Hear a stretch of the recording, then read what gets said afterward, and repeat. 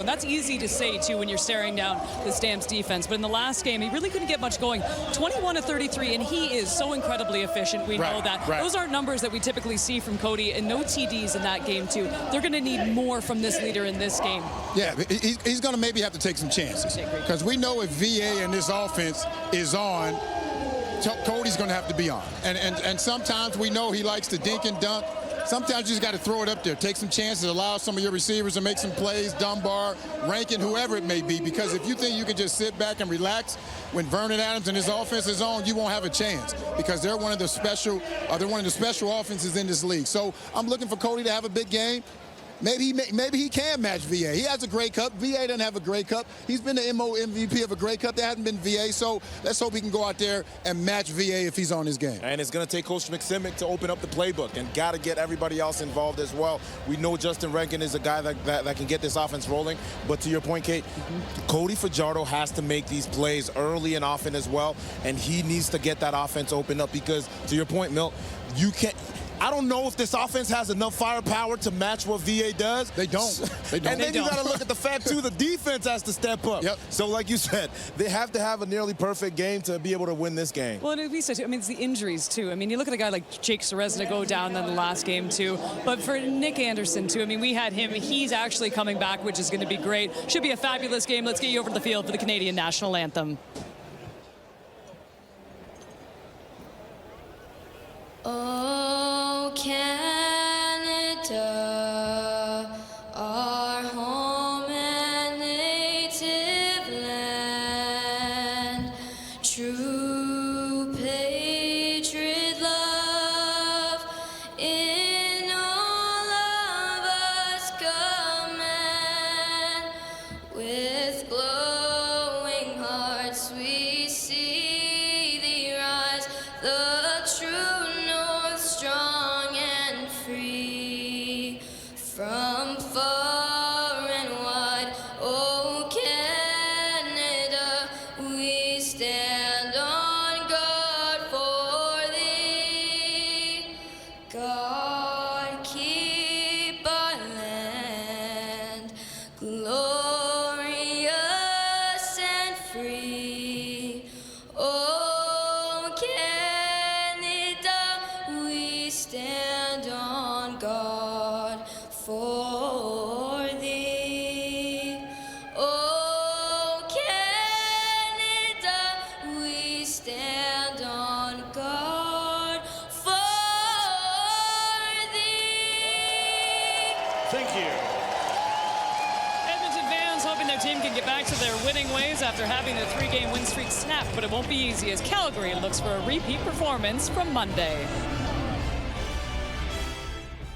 Perfect way to wrap up Super Saturday on TSN, a Battle of Alberta rematch, locked and loaded at Commonwealth Stadium. Edmonton was held out of the end zone at McMahon on Monday, 28-7 the final. Once again, Calgary's defense, the star of the show. Almost all the defensive categories in the league, Calgary's either ranked first or second. They don't have Jalen Hutchings, the interior defensive lineman, for this one tonight, but they will have Florin Arimolade, and that's their leader. 1 sack on Labor Day. He has 30 in his illustrious career for one of the best pass rushers in the league. That defense also contained Justin Rankin on Labor Day. Under 50 yards rushing for the guy the Elks have to get the ball to early and often in this one.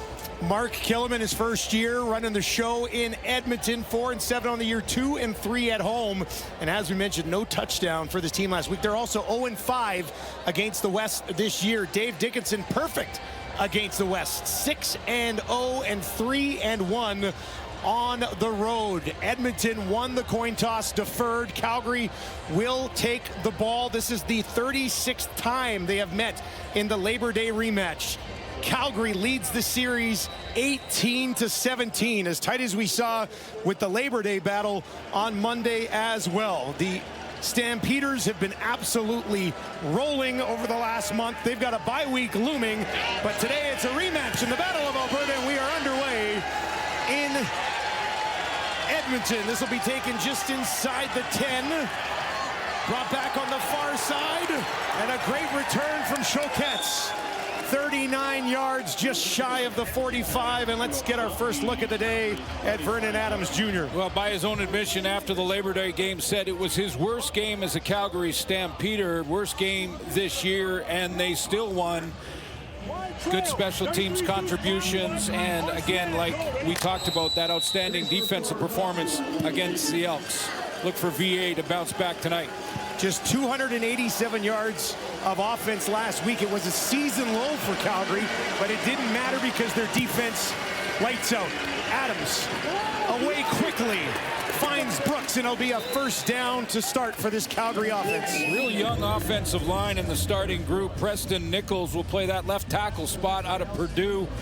He is a rookie in the Canadian Football League. Start number 3 for him, for Dante Desmarais. And then you take a look at the best game of the season for Dedrick Mills. That was the other part of this offense. Yeah, VA wasn't on his game as far as throwing the football, but Dedrick Mills was.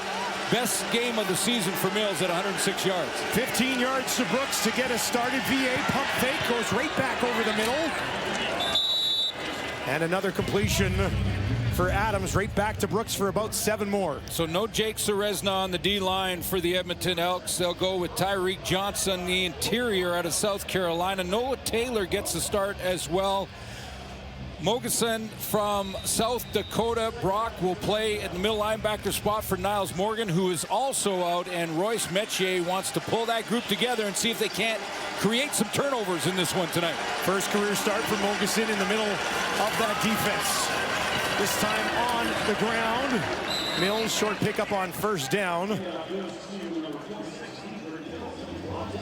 Well, I was interested just off the coin toss that Mark Killam won the toss and decided to defer to the second half. Now, he may have some sort of weather report, being the home team, that may be beneficial in the second half, but giving VA the ball, Calgary Stampeders coming off the big win on Labor Day, putting their defense out there to get things started was an interesting decision. I think the weather forecast is beautiful for the rest of the evening. Well, it's outstanding. I don't know. Maybe he knows some inside info. 25 degrees at kickoff for this one. They'll hand it back off. Tackle is made.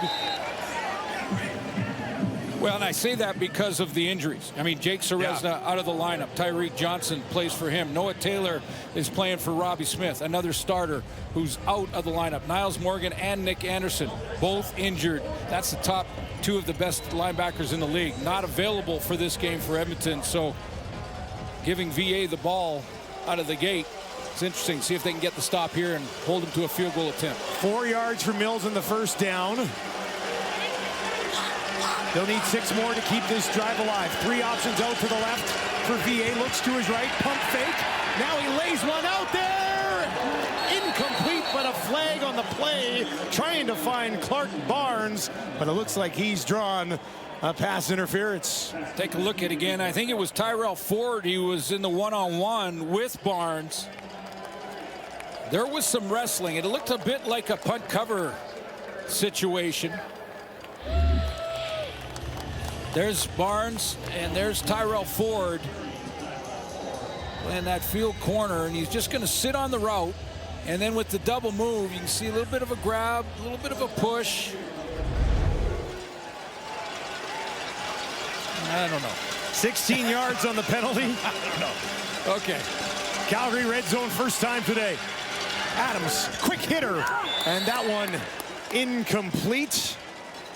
Trying to find Philpott. J.J. Ross there in coverage.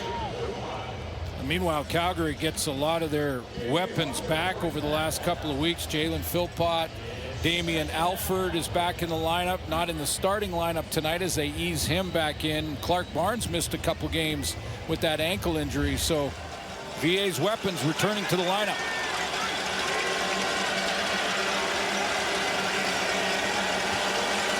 Second and long for Adams.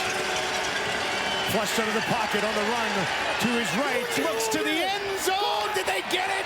Yes! Touchdown, Calgary! Philpott's second of the year.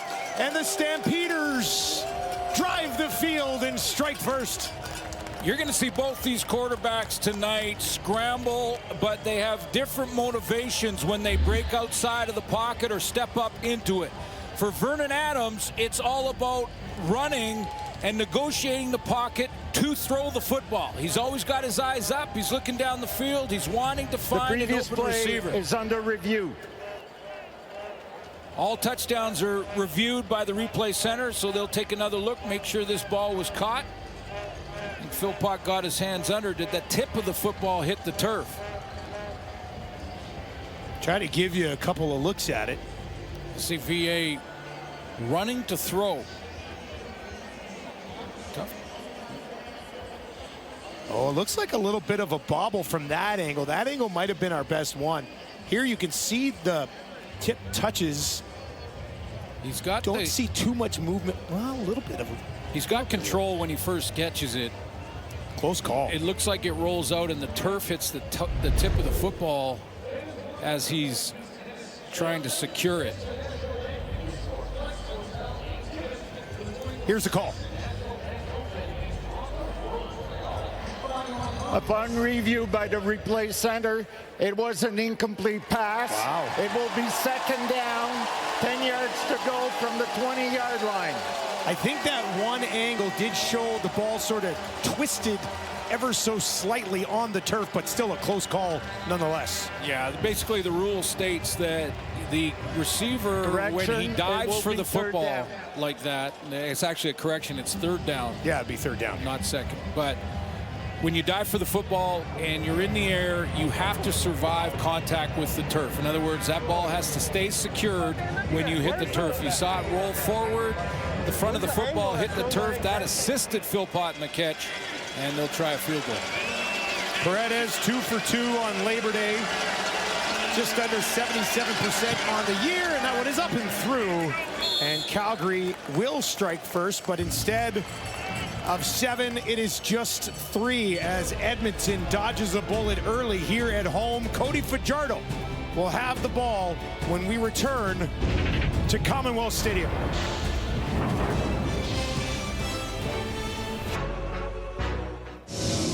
Welcome back to Edmonton. I think some people would describe it as a long day at the office for Cody Fajardo last week. Well, interesting technique for the Calgary Stampeders defensively. Get into that as the game goes on. But yeah, tough game for Cody, who, basically went 21 of 33 for 255, but was sacked 4 times and hit a bunch more. So it was a long day at the office for 7. 3-1 in his last 4 starts. That only loss, of course, coming on Monday down on the road at McMahon. Starts looking to throw here, and he's got a first down as he throws it to the far side of the field and finds O.J. Hilaire, who had his first 3 CFL catches last week. O.J. Hilaire, good timing on the route and the throw. Just going to turn into that soft spot and come back. Talk to Mark Killam about the 2 young receivers in the lineup, O.J. Hilaire and Benjamin Victor. Excited about both these guys. They got real upside potential. Fajardo again, wide open again, and it's Hilaire again inside the 40, first down Edmonton. And a couple of quick answers here. That one goes for 18 from Fajardo. Yeah, back-to-back similar defenses. So Cody Fajardo feels like, well, we just flipped the side, went to the opposite side of the field, same set, same formation. Even our camera guy was influenced a little bit by that play action fake to Justin Rankin and an open Hilaire. Quick anti-shout-out to the Elks for wearing the green jerseys with the green numbers on them. The thin little yellow outline, it doesn't help us.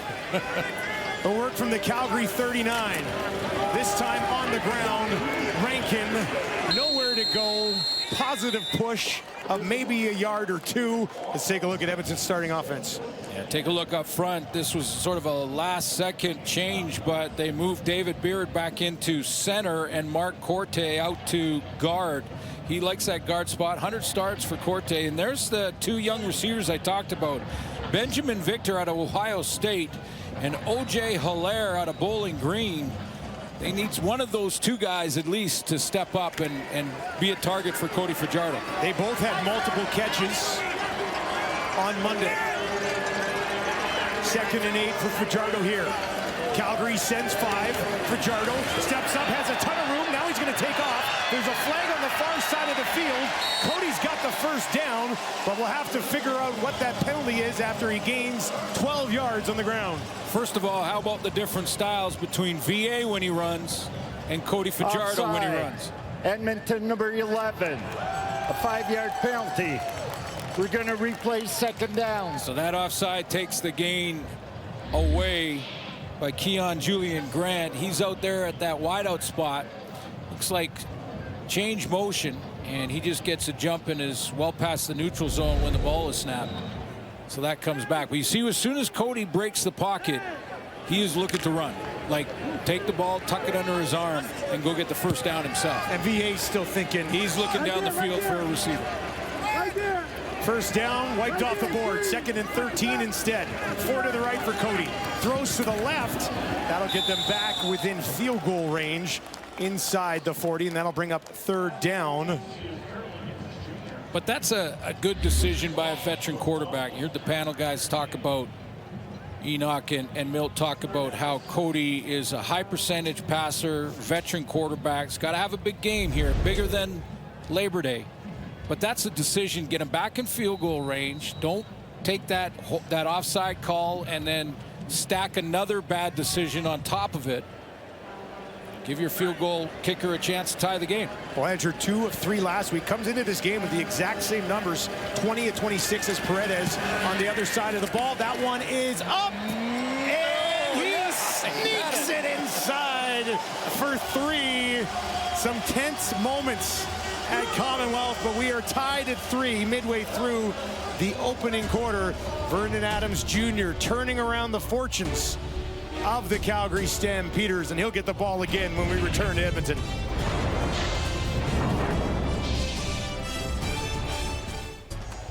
Well, statistically last week, Vernon Adams Jr. didn't really blow anybody away, but he came away with a victory once again. Yeah, protected the football well. You know, didn't have big numbers, just 162 yards rushing in the touchdown, 13 of 23. But again, got contributions from his special teams and a big return.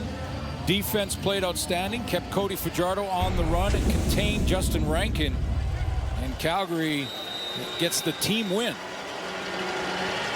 It's 2 of 4 on their first drive for 23 yards. Had that pass to Philpott that looked like a touchdown, but moved when it hit the turf. He goes to former Elk Tevin Jones, and just a couple of yards for Jones. One of the star performers in that game on Labor Day was Eric Brooks, contributing in the, he's going to play defense most of the game here in this one tonight, but contributed last week on the special teams with that huge punt return touchdown, his first ever. Had another one. We'll get to that later as the game goes on. He had another one in college, but I'll tell you what happened there. First one in his career at any level last week. VA looking for 8 more. Edmonton sends 3. Adams sends a ball down the field, drops it in there for Brooks. Metier trying to stop him, and he'll yank him out of bounds.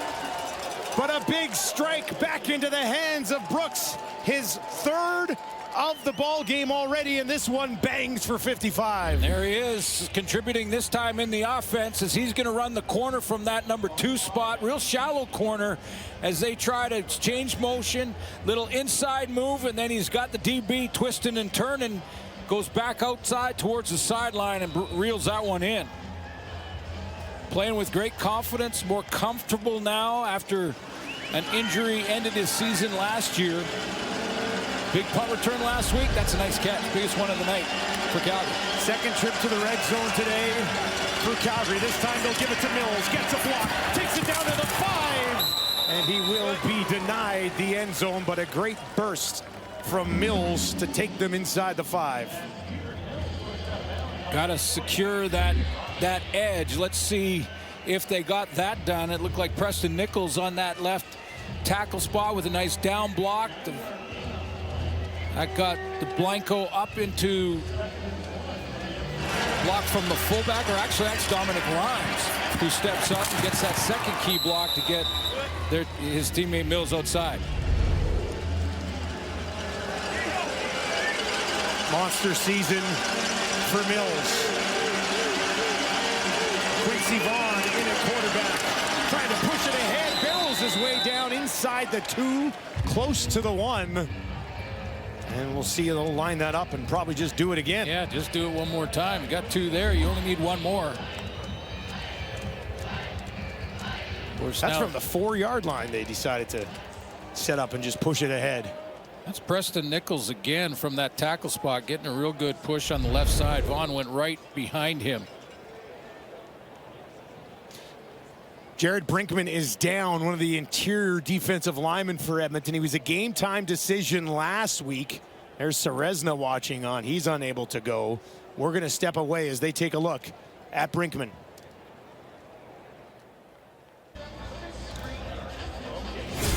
Brinkman is up and off the field. Didn't look good, though. And they're already starting to have some injuries pile up here, Suits. Yeah, as Mark Killam told us this week, that's his leadership group. That's half of his leadership group now sidelined with injury. Brinkman's not going to help. They did dress 10 defensive linemen for this game tonight. So Kongbo will get some more playing time, and Jordan Williams, who just signed. Vaughn will look to finish it again, pushing it ahead, and he's in. No doubt this time. Touchdown, Calgary. Quincy Vaughn's got his 3rd of the year, and the visitors go on top. Look at the size of Quincy Vaughn as he turns around to celebrate with his teammates. It's like having an offensive guard take the snap, go off the right side, and go ahead and bow your neck and get ready to try and hit him. 6'4", 250. Coming off the right side this time. Changes it up from the last one on first down, and yeah, he just got key blocks up front, folded the left side of the defensive line for Edmonton, and away he goes.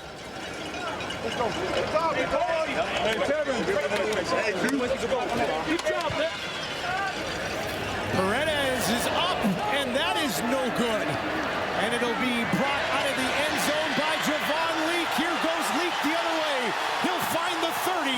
Leak cuts it back and is forced out of bounds by the punter, who talked some trash after. Bassett, who was holding for Paredes, and Paredes misses on the extra point for the 2nd time this season.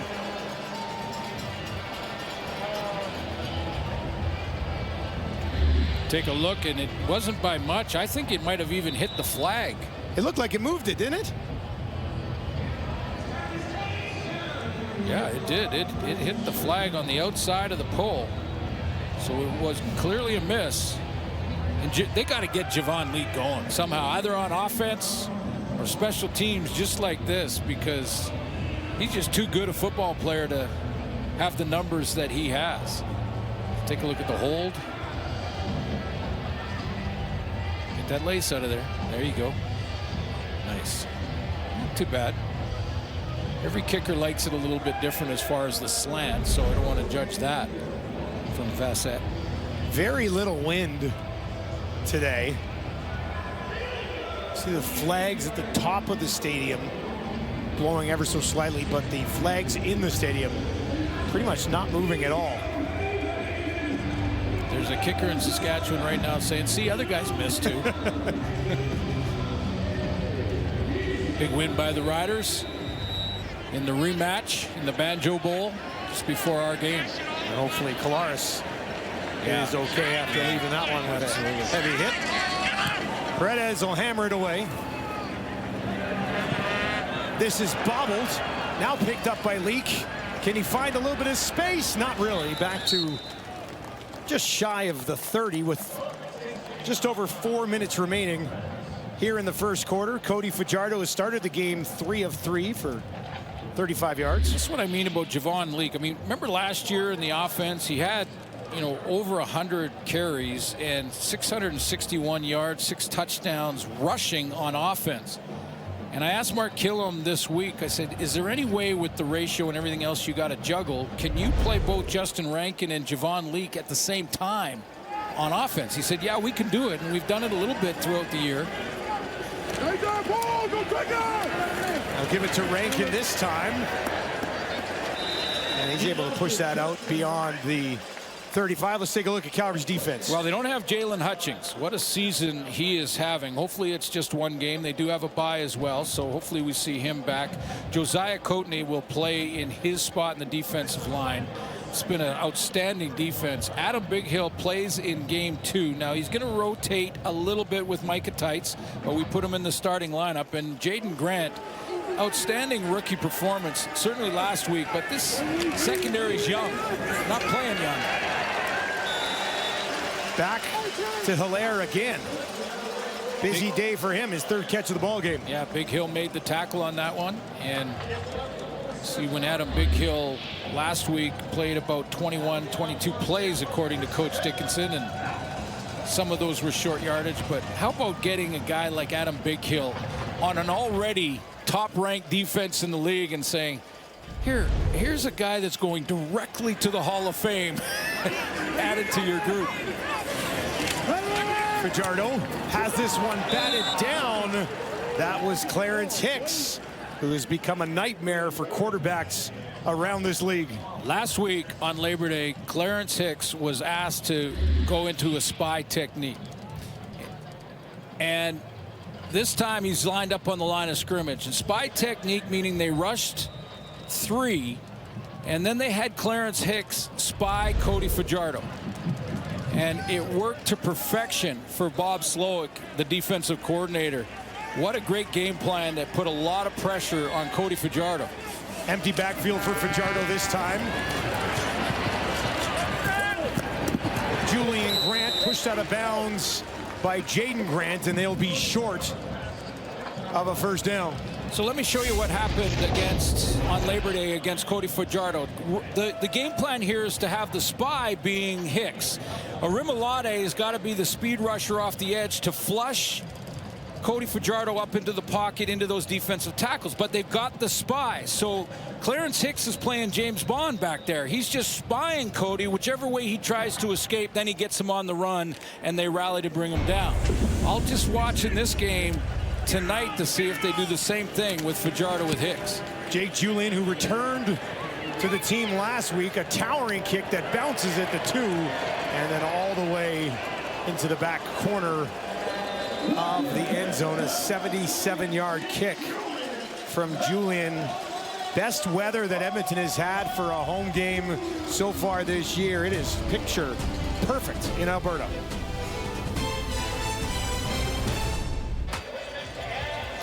It's been an excellent season so far for the Calgary Stampeders. And for more on that, we're going to send it down to Tom Gazzola. Yeah, Dusty, obviously, you got to like what you're seeing if you're a fan of the Stampeders. And with the back-to-back here, going into this week, both teams actually talking about the cat and mouse game that goes on, having faced each other twice in a short period of time. Mark Cordy, Elks O-lineman, says he was looking for some tells last week.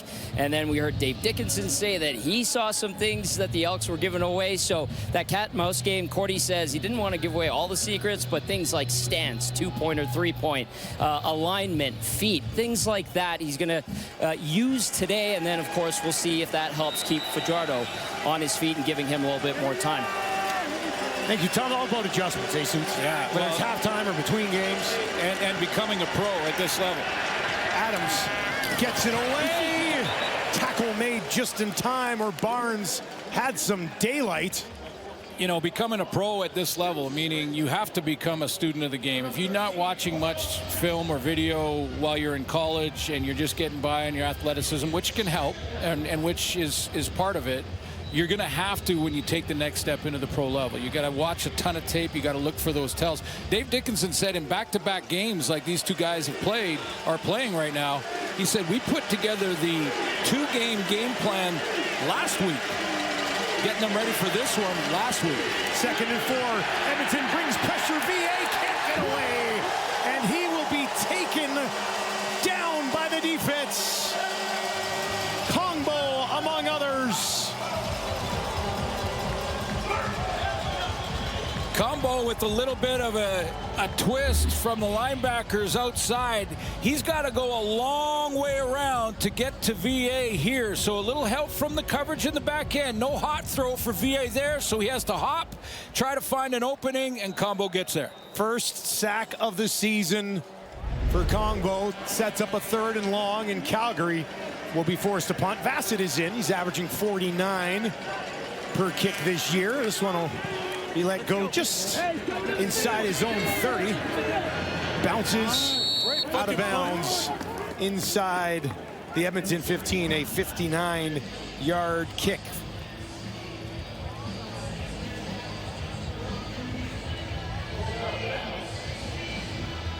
The hit HBO original docuseries is back with an unprecedented all-access look at one of the NFL's top teams, Hard Knocks training camp with the Buffalo Bills, now streaming only on Crave. Bills open up Sunday night against the Ravens in a big one. So, Dusty, you're CFL fantasy fan. Where are you in that? How are you doing in that? In CFL fantasy? CFL fantasy. I'm actually first place in my league. Thank you. First place. Yes. So you're the front runner for the NFL fantasy coming up. Have you already had your draft there? I've done about a dozen of them. I'm a bit of a fantasy degenerate both sides of the border. Here's Fajardo. Finds Victor. Victor turned around and Webb was all over him. Nowhere to go. And that'll do it for the opening quarter of this ball game. The Calgary Stampeders, who took the Labor Day game at home on Monday, have a lead through 15 minutes, 9-4 here in Edmonton.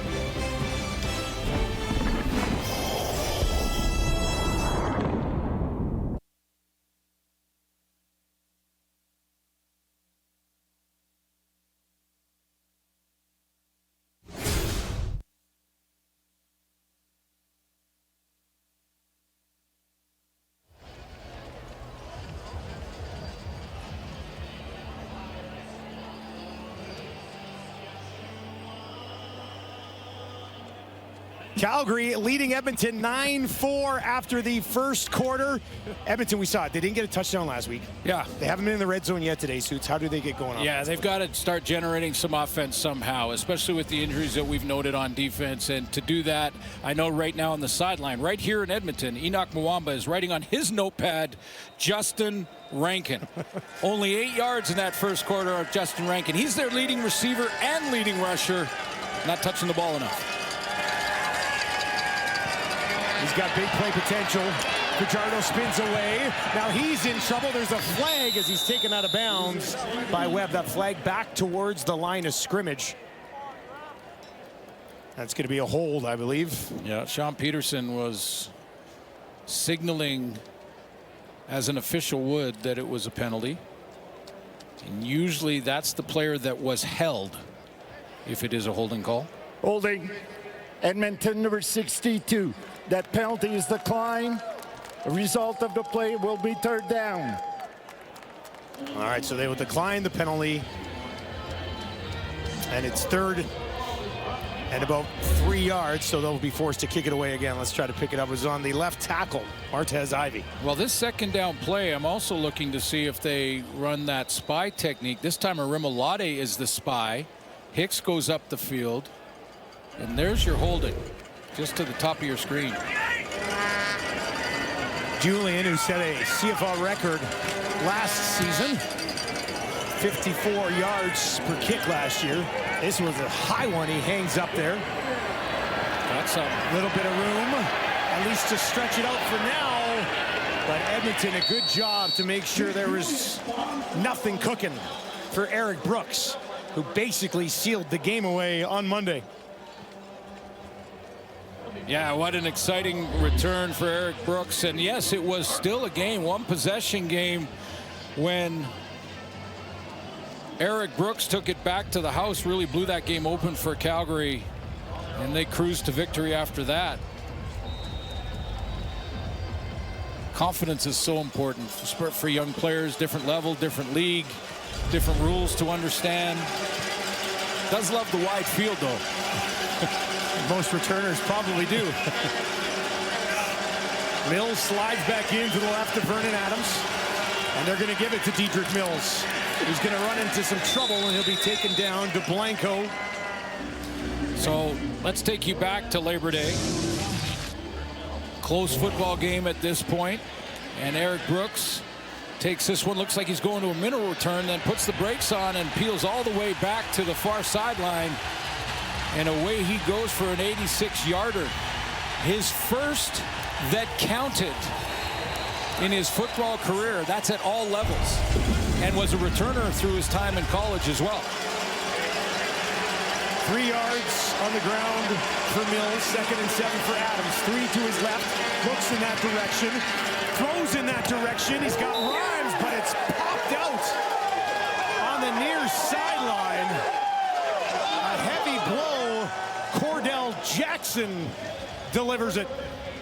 Yeah, he separates the football from the receiver. That's just excellent timing from Cordell Jackson. Now, he played a lot early in the season in the linebacking corps, so he knows how to hit. Comes downhill on this one, and Rhymes, who's become a favorite target for Vernon Adams, just not much he could do about that. That was a hit right on the football. Back-to-back 2-and-outs for the visitors. And now this kick will fly out of bounds. Just a 32-yard punt that time. Cody Fajardo trying to find a way to generate some offense against a stingy Stampeders D. We've been talking a lot about this Calgary defense, but let's give you a look at the numbers. Well, the most important points against, and they are leading the league like 10 points ahead of the team they're playing here tonight. I mean, they've been first pretty much all season long, and between, one day we'll have a discussion about this. What's the better defense in the league right now, Calgary's or Saskatchewan's? Off the top of my head, I think Calgary, but it's a good debate. And look at this, perfect timing. Fajardo in trouble. Hicks gets him, takes him down. 7th sack of the season for number 12 in red and white. He's just having himself a season. That's his 7th sack. He's got 5 tackles for losses. He's a little bit undersized for most defensive ends, but so quick because of that. And he just beats Martez Ivey to the inside, an inside straight pass rush, and Cody Fajardo has no chance. He is under 100 pounds lighter than Ivey. Like, Hicks comes in at 6'2", 229. Extremely quick on that defensive line. Fajardo, deep drop. And looking for Leak out there with the offense, falls at his feet. Not sure they would have had anything even if he caught it. And they'll be forced to kick it away. So here's what we showed you with Hicks on Labor Day with the spy technique. Here's number 12. He steps up, and then he'll sit there spying on the quarterback. So playing that James Bond role to go one way or the other, depending on which way that Cody Fajardo is flushed. And Clarence Hicks did a nice job of it last week. Back to it again here tonight.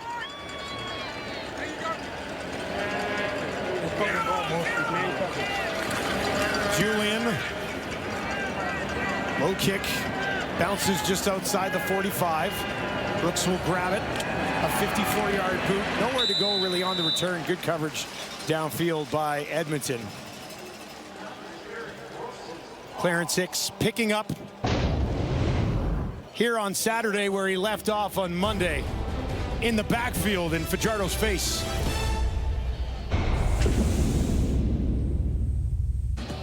Dedrick Mills, who we're watching here this evening, having an outstanding year for the Calgary Stampeders. Just shy of 77 yards per game coming into this one.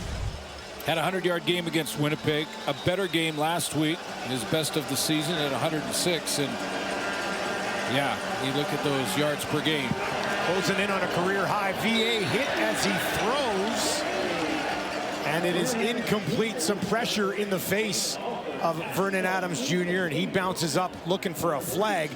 As of this moment, there isn't one. No, but he's talking, and it looked like the head official is communicating with the replay center, who can take a quick look at it to decide whether he was hit in the head or not. Jalen Garnes was the linebacker who got there. Yeah, Garnes is clean off the edge. Did he? I don't. The timing wasn't off. I don't think. It looked like it may just have been the target. And right now, the right tackle, Coker, is down. They're looking at his left leg. Looks like he's going to be okay, but ready to help him up. Dickinson not happy that there was no flag thrown on the play.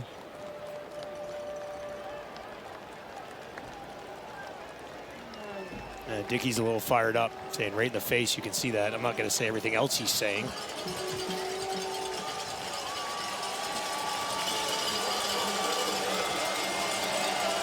And then I believe it was friendly fire. Vernon Adams rolled into Coker, yeah. Into Coker.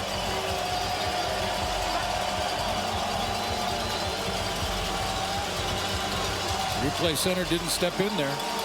They got to look at it. Battle of Alberta starting to heat up a little bit here in Edmonton. 2nd and 10 for Adams. Spins away from a little bit of trouble. Takes off. Tracked down by Taylor. And it'll be a 3rd down for Calgary. Just a great hustle play by Noah Taylor. He's got 3 sacks coming in. He's off the edge down at the bottom here. He goes up the field, gets the chip, gets the double team essentially, but stays with the play and catches Vernon Adams from behind. Vernon Adams can run. And occasionally he will take off, tuck the ball, and try and pick up yards on his own. Noah Taylor tracked him down from behind. No Serezna. No Brinkman, who left this game. And no Niles Morgan. And that's the 3rd consecutive 2-and-out here for the Stampeders offense. No Nick Anderson, no Robbie Smith added to that list. This is a towering punt. That was way up there. 53 yards. Return, not happening. Back to about the 20. And that was it for Leak.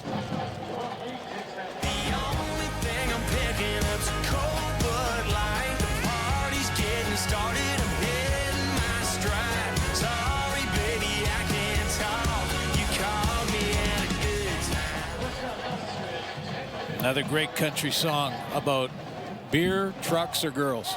That's it. It's basically been the whole industry for 100 years. And I love it. I love it too. Country music booth here. All right, Fajardo 6 of 8, 75%, just 54 yards though. Not much on the ground so far. They'll try to go to Rankin here. And Rankin breaks a couple of tackles. And look at this, the race is on. Rankin in midfield. Can he get there to the 40, the 30, the 20? See you later. Rankin, touchdown Edmonton. What a run. 90 yards to the house for Rankin.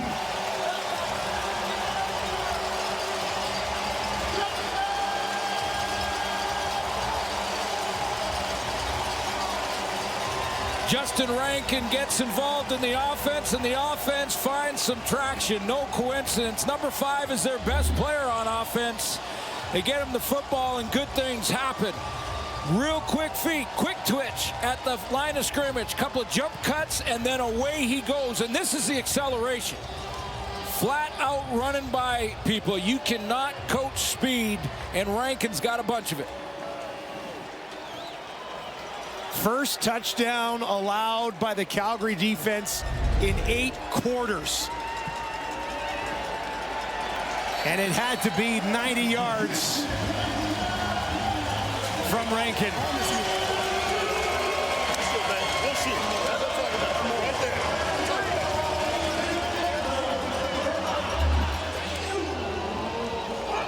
Couple of key jump cuts there.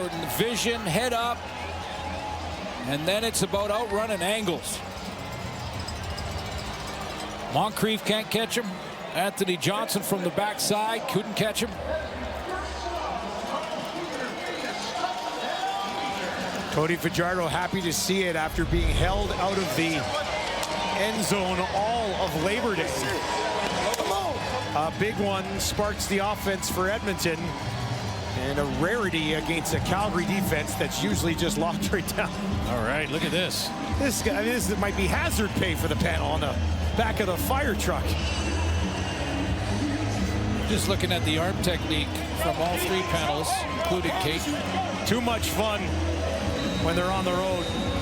Kate's got some follow-through there. Kate completed 85% of her throws. It's a PFF stat. Edmonton with the lead.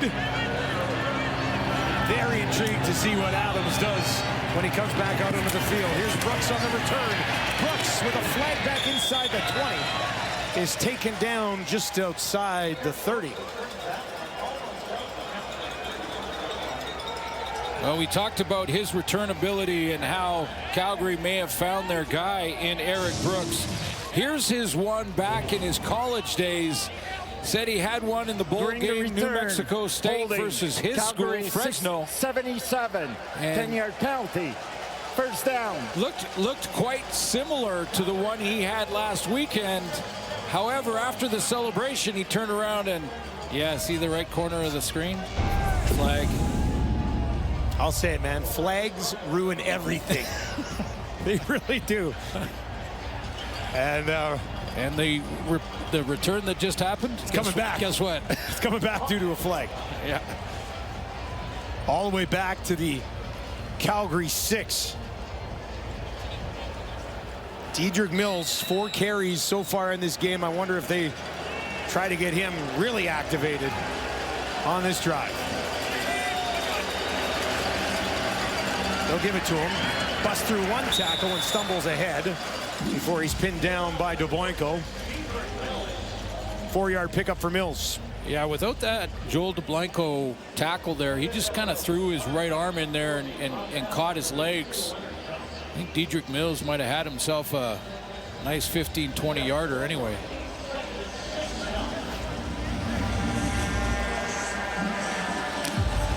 Calgary trying to avoid a 4th consecutive 2-and-out. 2nd and 6 is what they face deep in their own territory.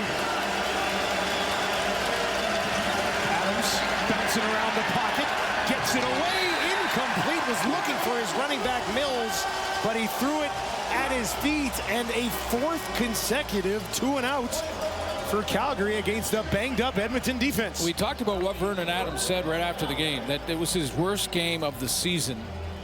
And you look at it again and really break it down. Yeah, the Elks didn't score a touchdown, but their defense played very well for 2.5 quarters. I mean, after that first Dominic Rhymes touchdown in the Labor Day matchup, they really shut Calgary's offense down. Now, they don't create the turnovers, and that's what their captain and Royce Metier talked to us about this week.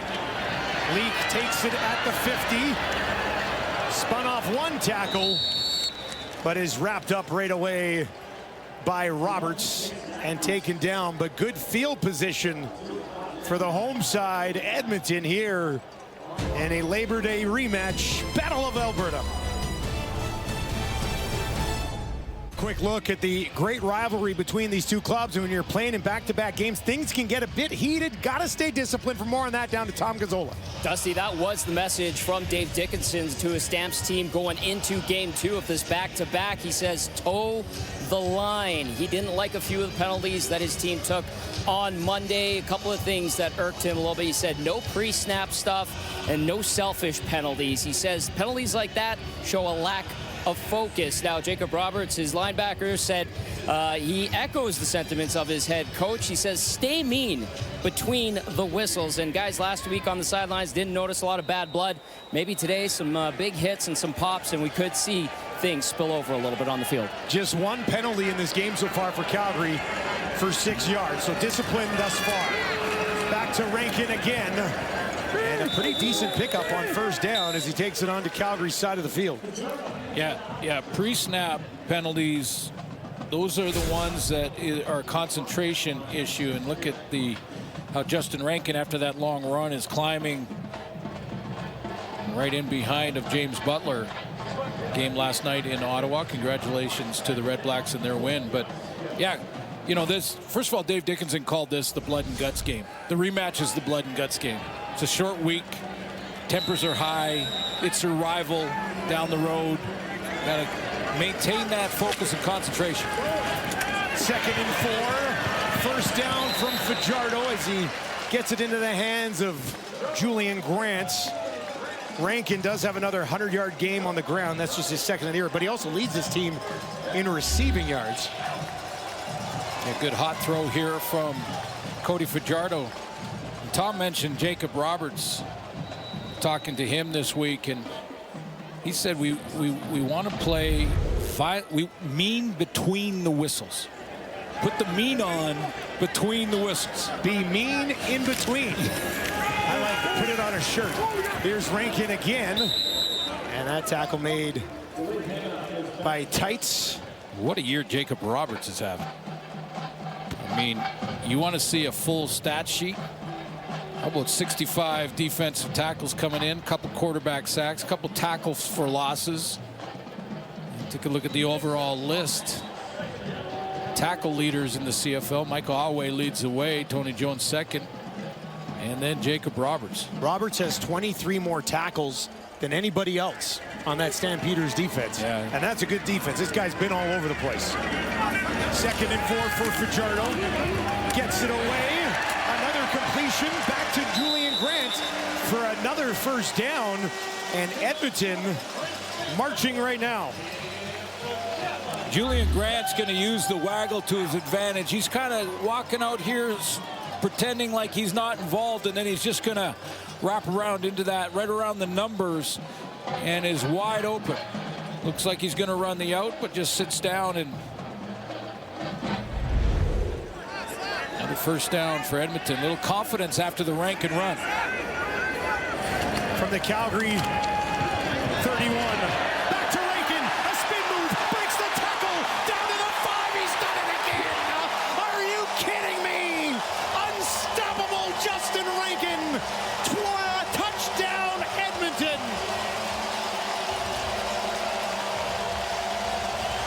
Great block up front from Gregor McKellar, the right guard, to get big on big.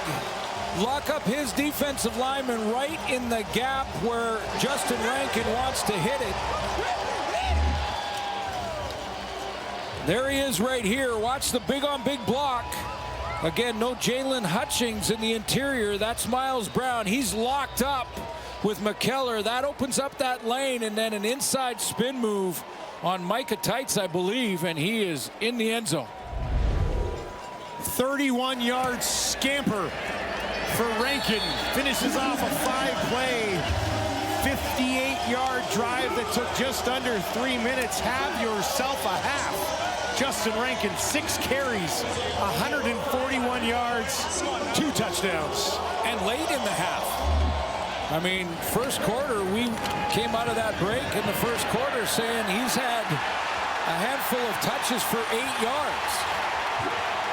And then in the second quarter, just a reminder to Jordan McSimon. He must have been up there going, you know what? We haven't got the ball enough to number 5. A couple of big runs. All of a sudden, all 3 phases now playing with more confidence for Edmonton. He said it quarter break. Enoch writing down. Oh, yeah. Justin Rankin. Justin Rankin. Now Enoch's down there with big check marks. There it goes. There we go. Or he's throwing to the crowd. He's too busy. Either he's not taking notes. They're down there messing around playing. Love it. Everybody. Rankin's last 4 touches have gone for 133 yards. You ain't seen nothing yet.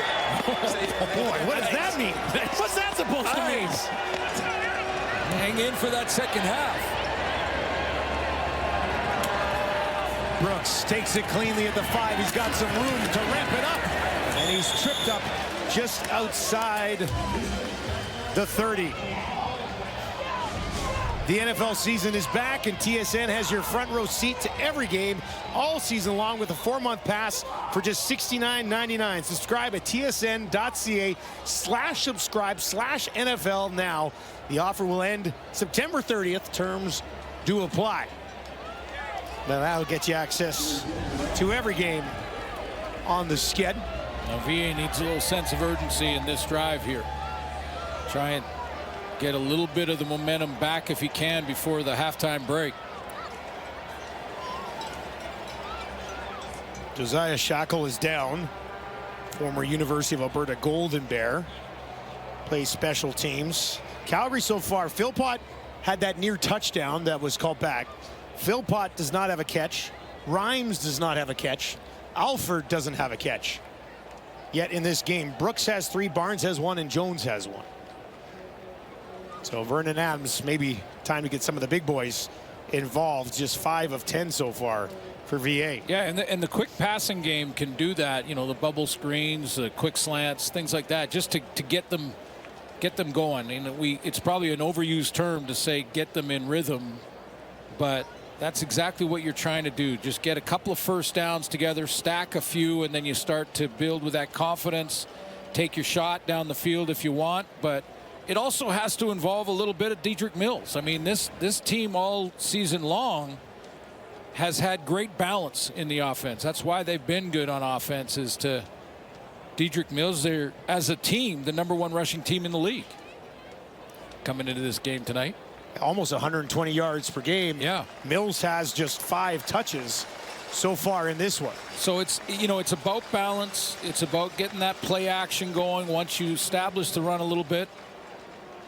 And just like all of a sudden the Elks have figured out that Rankin's kind of important to them, Dedrick Mills equally as important to Calgary's offense. Yeah, Mills is one of those guys. You put together a drive where he touches it 8, 9 times, and he's giving you 7, he's giving you 8.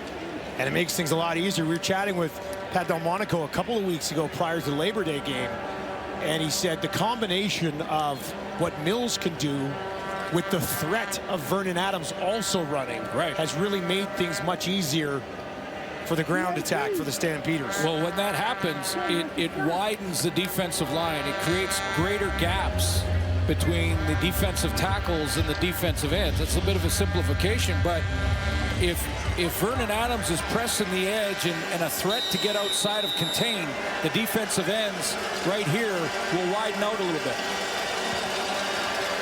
Shackle is up and off the field. VA turns, hands it off to Mills, and Mills will push it ahead. DeBlanco, Metier work together on the tackle there.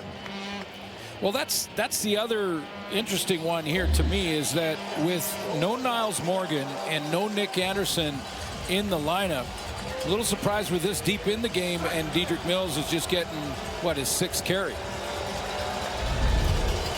Test those linebackers. Brock Mogeson making his first start on the defense in the middle of it. That middle linebacker for Edmonton. 2nd and 8 for Adams. Get up there. Finds Brooks again. Brooks makes a man miss, stays on his feet and takes it out beyond the 50. And I don't think you can overstate how important that was for Calgary's offense. Yeah, agreed. Absolutely. Big drive. Even a field goal here for Calgary can slow some of this Edmonton momentum for the Stampeders. A little quick slant. There's the slant we're talking about. A little quick game. Get the ball out of VA's hands. Get a couple first downs. 17-yard gain for Brooks. Brooks has 95 yards receiving. The rest of the group has 9. Now they'll get it out to Philpott. Have to turn around to haul it in. And he runs in to Kobe Williams after picking up 3. You know, and some may say, well, if you run the ball and only get 2, and then you do that little fly screen out there and only get 3, you're putting yourself in 2nd and long. But it's a world of difference between 2nd and 7 and 2nd and 10 plus. A world of difference. It's only 3 yards, but it's a big 3. They'll be looking for 7 here. 3 options out to the right for Adams. Looks in that direction. Now back to the left. Finds Jones. He'll be spotted just inside the Edmonton 50.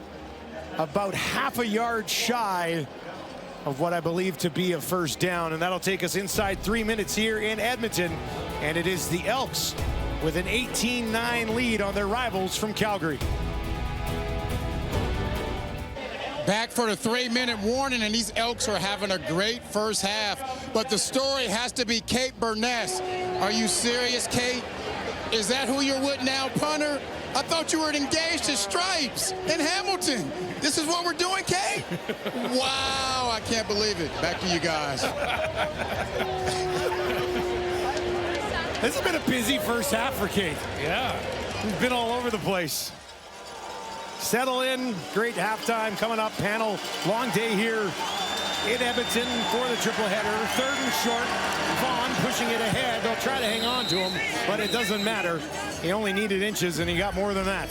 The Labor Day game, I asked Dave Dickinson, I said, about this place on the field in that Labor Day matchup, you went on 3rd and 2 in short yardage. Are you that confident in Quincy Vaughn on 3rd and 2 at midfield? He goes, yeah, I kind of didn't want to do that, but we did it anyway and got it. And he is confident in his short yardage quarterback getting a good push. Important drive late in the half for Calgary. It kind of stalled a bit offensively. Starting to rev back up here. Adams gets that one away quickly, but it's short of Barnes. Ford took a run at it, didn't he? Yeah, Tyrell Ford, this is one of the things that we talked to Metier about, that they need to create some turnovers, become more aggressive, take some shots at some of these picks. They only have 2 interceptions on the season after 11 games. Tyrell Ford has one of them. He had that pick 6 against Montreal, but Jake Serezna has the other. He's not here.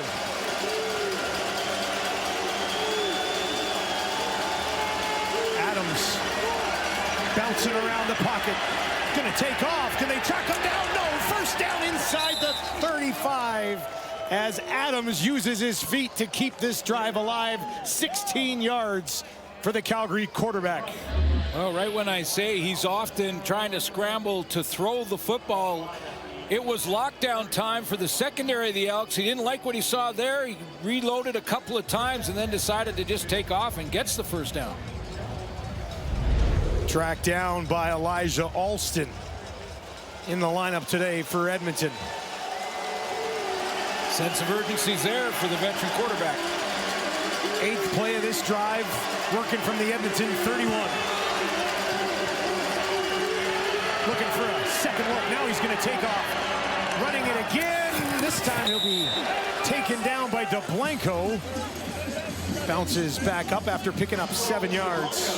Quincy Vaughn came in. You know, we always see him on short yardage, but he has actually played as a receiver when they had some injuries, and now he's in there for some blocking help. Look at 19 out in front of Vernon Adams, and in fact, probably saves a pretty big hit there from DeBlanco. He ends up tackling him, but that would have been one of those run-through explosion hits, if not for that little block there from Quincy Vaughn. That was a great look at it there as Vaughn steps in front to just slow DeBlanco down a little bit. DeBlanco, the first overall pick in 2024 for Edmonton. 2nd and 3 for Adams. Edmonton's going to bring some heat.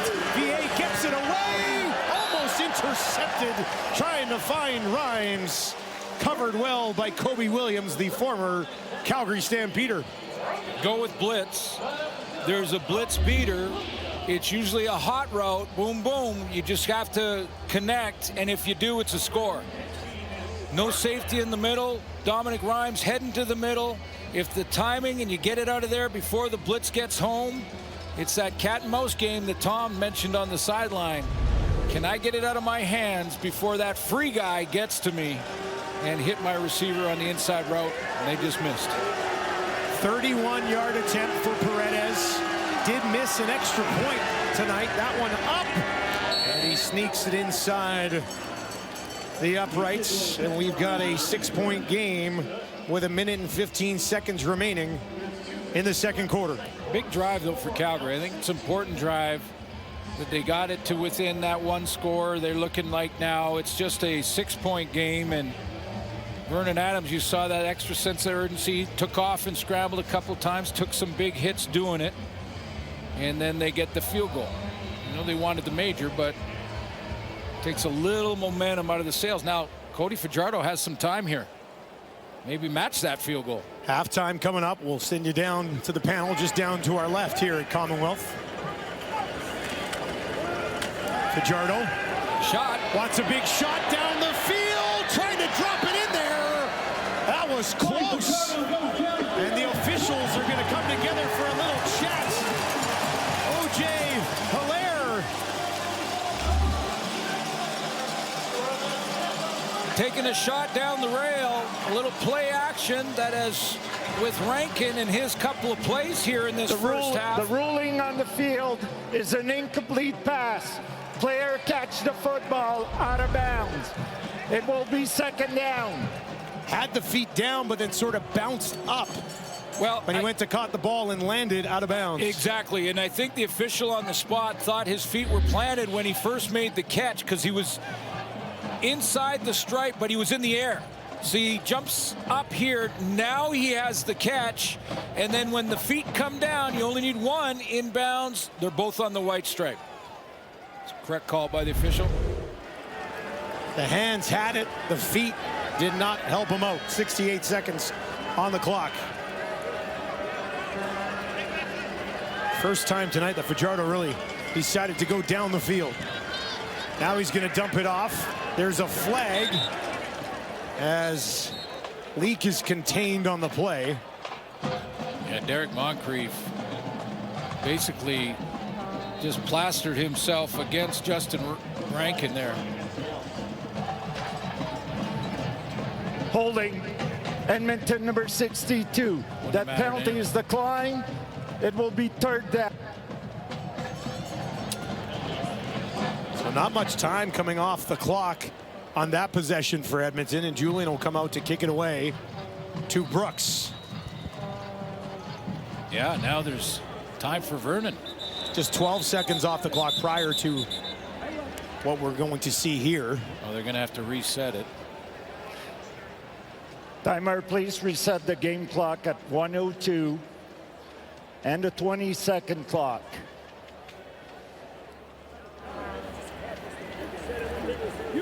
So Mark Killam with the punt team can run this 20 seconds down, not give Vernon Adams, well, as little time as possible. No, they're going to reset it again. Yeah, a little bit of a clock issue there as it jumped all the way down to 1 second. Quickly corrected.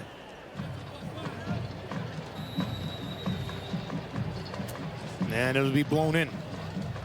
And it starts. So at 20-second clock, we run right down to about 5 before they snap the ball. See Brooks in the distance, awaiting this kick. Julian will hang it up there, way up there. Brooks backpedals, takes it inside the 15, a 61-yard kick, and he'll be tracked down on the near sideline. That's DeBlanco again, and he's been all over the place here in the first half. Jake Julian has a big leg. We know that. And, you know, one of the issues on that big return last week was that he outkicked his coverage. Hey, so did I with my wonderful wife. Yeah, me too. But it was a 67-yard bomb last week on Monday. Yeah. Yeah. And it just gives the returner that little bit of extra time. And Coach Killam said he's talked to Jake Julian about, yeah, we love your big leg, but directional punting is more important than that extra distance. Adams has just over half a minute to work. Down the field, broken up. Cordell Jackson steps just inside of Tevin Jones. 2nd and 10. Now, maybe it's the score, maybe it's the rivalry, maybe it's that they've got a big crowd here at home, biggest crowd of the season. But this, to me, is the most aggressive the Elks secondary have played all season.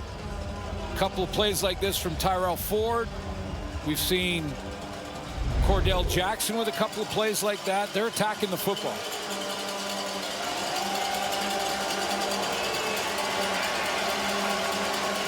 They'll just send 4 again. Adams has a ton of time. Where's he going to go with it? Down the field. Oh, a big hit on Barnes by Kenneth Logan Jr. And the ball is incomplete. Extra linebacker slash DB slash safety. And he times up his hit. And Barnes can't hang on. But they were 4 deep shell with underneath coverage as well.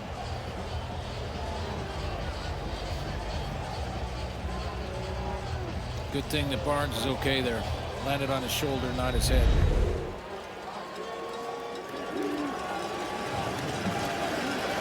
Bassett, a low kick this time. That'll bounce just inside the 40. Leak has to hustle all the way back. He'll pick it up after a 64-yard kick. Finds one block. Won't get another, and he's taken down by Sean Peterson Jr. with the special teams tackle and 8 seconds on the clock. You see you got the 2 shoes there, Javon Leak. That's to distract. No, I'm sure he's got his own reason. He's got his own reason for it, but that's an interesting combination there. Team colors, though. Looks pretty sharp. Somewhere else, there's 2 boxes of shoes. I was just going to say, there's another pair. There's almost exactly the same somewhere else. There's a left green and a right yellow somewhere.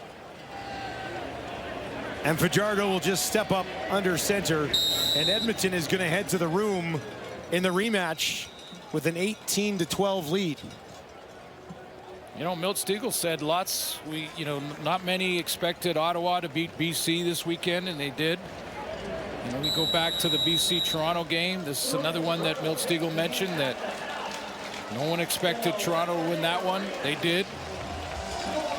The Elks are underdogs, but they've got some talent, and number 5 leads the list there.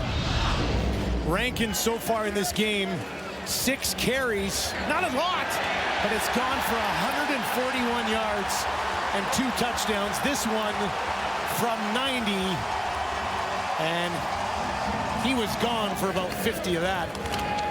And this was a different type of run. Nice spin move. Mini stiff arm there to get away, and found the end zone again. Just a monster first half for Rankin.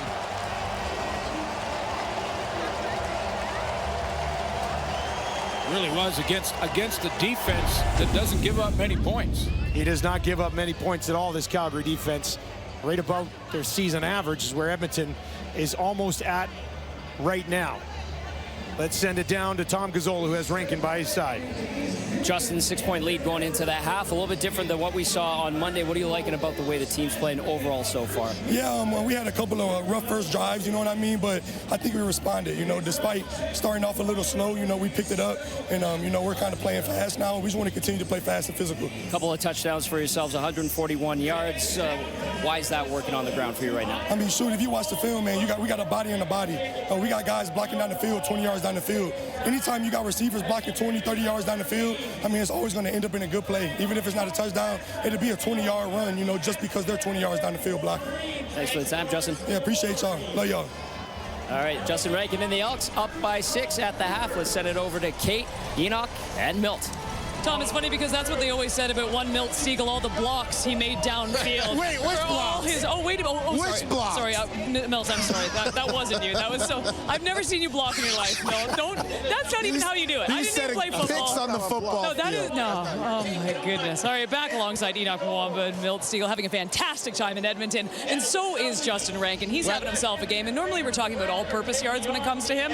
This is just on the ground so far. 141 as we've seen. The 2 TDs. He has been spectacular. And honestly, Milt, he's been very hard for the Calgary defense to stop. Almost impossible. And when you talk about running backs, they fall in one or two categories. They're either going to be a power back or a speed twitchy back. Well, Justin Rankin is both. We know he's a power back, but he also displayed his speed once again. And we're not just talking about any defense. Calgary may have the quickest, fastest defense in the CFL, and Justin Rankin just made him look bad. But this is not the first time he's done it. He also did it some weeks back where he went for 74 yards, and before that 90-yard run, it was his longest run of the season. This is a good sign for these Edmonton Elks when they can come out and establish the running game, because we know they haven't done much with the passing game. Good for Justin Rankin. Right now, he is on pace for over 900 yards rushing and over 800 yards receiving. I don't think that's ever been done in the CFL. He can pull that one off. Talking about another MOP maybe right Oh, my goodness. But, Milt, I can't emphasize enough how difficult it is to prep for a player like Justin Rankin. I mean, as a defensive player, you talked about the abilities of a running back. This is one of the hardest players, or one of the hardest abilities for a running back, for a defensive player to tackle. He can hit hit you in the hole, and then in the open field, he's absolutely dangerous. This guy is special. And you know what, too? We talked about Calgary's defense so much last game, and understandably so. They were fantastic. Flip the script in the first half of this one. It was all Edmonton's defense. The fact that they're holding VA right now to set, he's honestly not playing that great. He's 113 yards. He's 8 of 17. He just can't get anywhere, and kudos to Edmonton for that, Enoch. And they haven't had enough of their credit. Even last week, we talked about, hey, Vernon Adams didn't have a great game, but they were still able to win the game. But they're doing the same thing this week. Right now, they're holding their end of the bargain. Obviously, the offense is scoring as well, but they're doing a great job of making Vernon Adams Jr. uncomfortable in the pocket. He's running out of the pocket and trying to find guys downfield, and it's been difficult for VA. Let's be honest. These guys in the back end, you talk about Ross, Logan Jr., and Taylor and Barlow off the edge. They are doing a great job tonight. The challenge is going to be, can you keep it up for the second half? Well, and I think, too, you're going to have to get something out of Cody Fajardo, too, in the second. I mean, the ground game's been fantastic, but if you don't think the Calgary Stampeders, who are the kings of making adjustments at halftime, aren't going to come out with something a little bit different, then you are sorely mistaken. And for Cody, though, it just hasn't been great so far. He's 9 of 12. He's got 66 yards. He needs to get something going, Mel. And like I said before the game, you got to take some chances, Cody. I know you like to be efficient, and he's been efficient so far, 9 of 12, but you got 66 yards passing.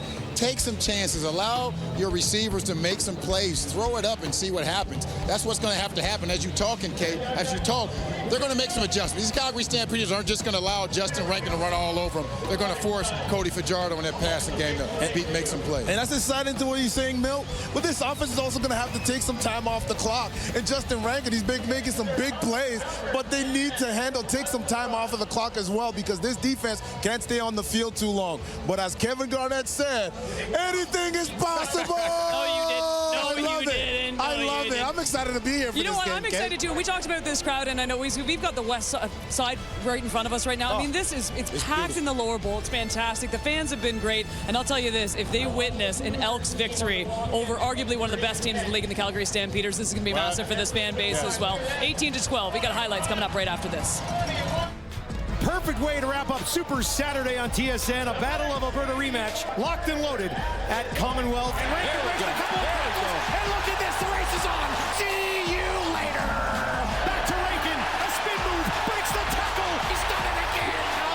Are you kidding me? Unstoppable Justin Rankin.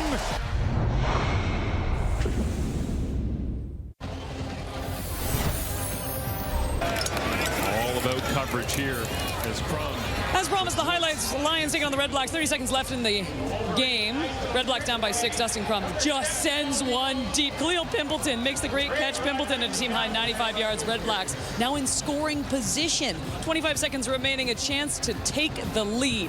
Next play, it is Crum once again, finding Geno Lewis in the end zone. Ottawa pulls off the miraculous win after not leading all game long. Crum over 300 yards passing as the Red Blacks absolutely stun the Lions in this one.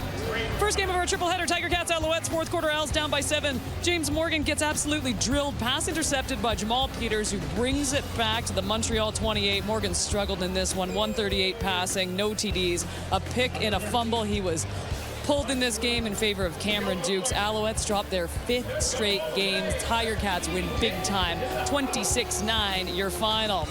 To the middle game of the triple-header, Riders, Bombers, 21st Annual Banjo Bowl. To the fourth quarter we go. Bombers up by 1. Zach Collaros takes a huge hit from Revis. He's slow to get up. The Bombers QB would be ruled out for the rest of the game.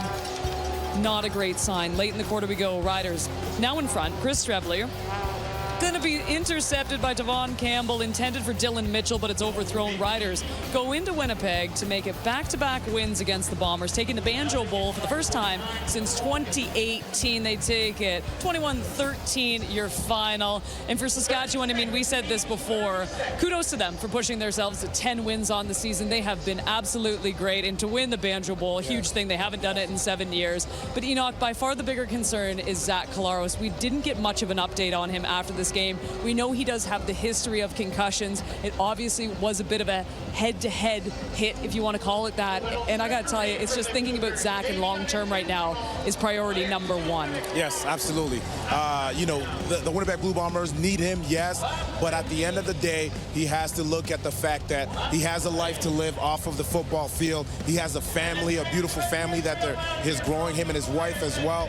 These are the things that he has to think about, especially given the fact that he's had an amazing career. Yep. He's played great over the course of the years, yep. And now for him to find himself in this case, in this scenario, and then again, we're speculating at this point, but if it is a hand injury, I would err on the side of caution and really think about the fact that, do I still want to play football at this point, Milt? And it's not hard for me. Yeah. I said it earlier, and I'll stand behind it again. And as you say, we're speculating. Yeah. If it is another concussion, he shouldn't step on the field again. We were talking off air. He has a wonderful wife, two young kids. Yeah. You want to have a great lifestyle when your football career is over with. You don't want to have any medical concerns, especially with the brain. I can see you having a knee or a shoulder, but we're talking about the brain.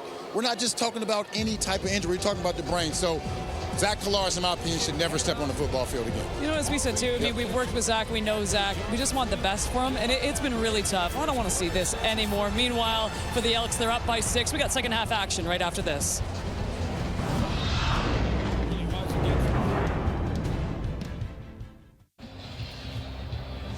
Welcome back to Edmonton. The Elks leading the Stampeders 18-12. 113 receiving yards so far in this game for Calgary. 84% of those to Eric Brooks, who's standing by with Tom Gazzola. Eric, I know you guys were able to jump out to that early lead there, and then in your mind, what was it? The Elks defense holding you guys up, or was it stuff that you guys were doing to yourselves offensively that was holding you guys up? It's just us and our execution. You know, we're shooting ourselves in the foot a little bit, so we're looking to get back on track in the second half. All right, how about keys to this second half overall for you guys? What do you think will be important? Really, defense just got to stop the run. Offense got to stop shooting ourselves in the foot and beat their zone coverage. That's about it. Thanks for the time, Eric. Thank you. Those 95 yards, by the way, a season high for Brooks, who had 69 in his best game of the year. So he's been heavily involved, but nobody else really has so far. That guy for Edmonton has kind of been the star of the night so far. Late in that first half, I mean, the 2 big runs for touchdowns came in the second half of the first half, and getting Rankin involved. And a very important drive, though, to end the half for Vernon Adams, finished with a field goal. A couple completed passes in that, got Dietrich Mills engaged a little bit. VA sub 50% passing in the first half. He'll look to get on track in the third quarter.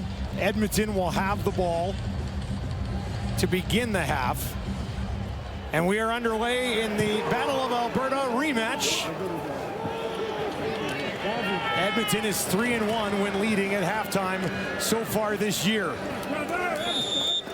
Return from Leak, just shy of about the 35. Yeah, you heard the panel talking about Cody Fajardo and that they like to see a little bit more from him in the passing game. He had a couple of completions in that first half, but the big plays were for Justin Rankin.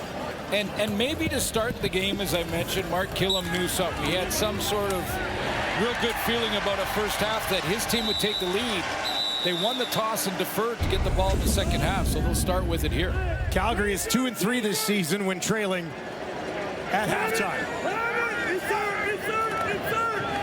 They'll start it on the ground. Why wouldn't you? Back to Rankin.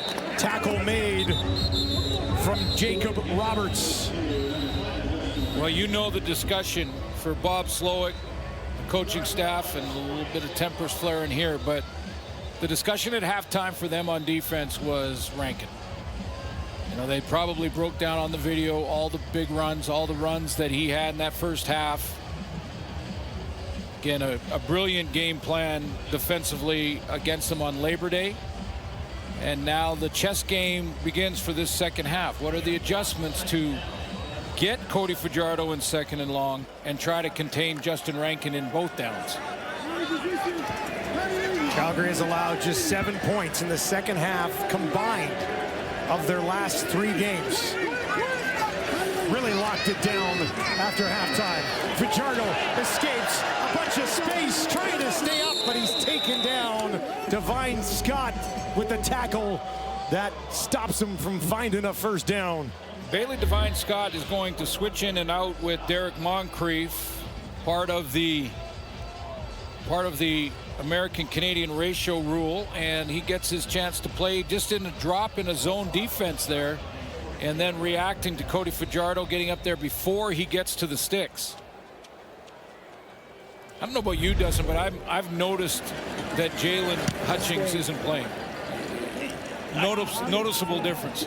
The pressure from this defensive line is not what it was on Monday, and the only difference is that Jalen Hutchings is not here, and he's been a monster in the middle of that defense.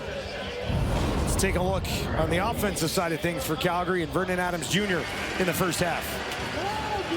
Speaking of guys that'll take a chance down the field, coming into this game here tonight, Vernon Adams had 20 explosives. That's the 30-plus throwing catches. He's a couple of big plays. He had a corner route in the first quarter to Eric Brooks. Don't be surprised at all to see him try to take some chunk plays down the field. And we'll see what they do with Mills. 25 yards on just 6 carries. They'll give it to him here. He's upended. Mogeson making his first start. Made the tackle. Lost his helmet. Gain of a couple. Probably got 4 out of that, and that's a successful first down. I mean, you get to 5.5 ideal, because now if you play zone defense and you're Edmonton, you're basically lining up at about the 5 to 7 yard mark. 2nd and 8 for Adams. Has the time. And that ball not even remotely close to Alford. Played last week sparingly, but Damian Alford's coming off a muscle injury and is slowly working his way back into that form that we saw back against Saskatchewan and that big play potential. But on that one there, it looked like Vernon Adams was waiting for a comeback route, and Alford forgot about that part. The most important part of the comeback route is the coming back part. Anybody could just run a route.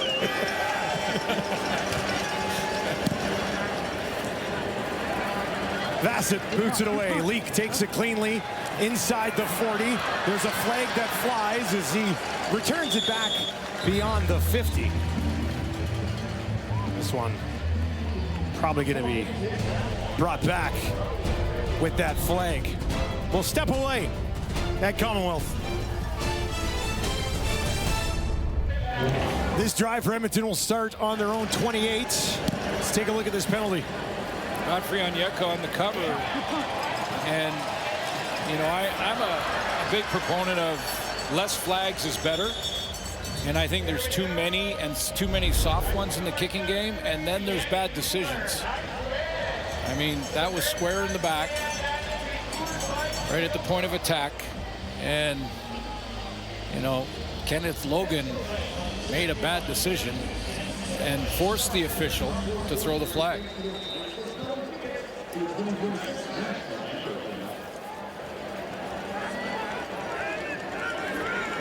Fajardo fakes the handoff, runs to his right, and he's gone in that area of the field quite a bit so far tonight. This time it's Benjamin Victor. 6'4". He's getting a good run at the line of scrimmage. Again, these are rookies in the lineup. And get that run at the line and then just come back to the football. Cody Fajardo took a bit of a hit as he delivered this one. Wiley, a little bit of a push. Wiley maybe getting a little bit more time with the injury to Hutchings. This time out to the 50, it's Julian Grant. That's his team-leading 4th catch of the ball game. And they'll give him 7 yards. Well, it's, you know, interesting looking at the stats coming in. Justin Rankin, I mentioned, leads the team in receptions or in yards, receiving yards, leading receiver. And number 2 on the list is Steven Dunbar, who's not in the lineup tonight. Dunbar watching this one from the 6th game. 2nd and 3. Rankin's got it, and he's got room again. Takes it down inside the 40 before he's tracked down by Tights. And Justin Rankin will not be stopped. How difficult is this one for Clarence Hicks? He's got it after a couple of plays where Cody Fajardo got the edge. There's Fajardo with a great decision. Hicks comes up towards the quarterback and tries to cut him off from rolling out as if he's going to pull the ball.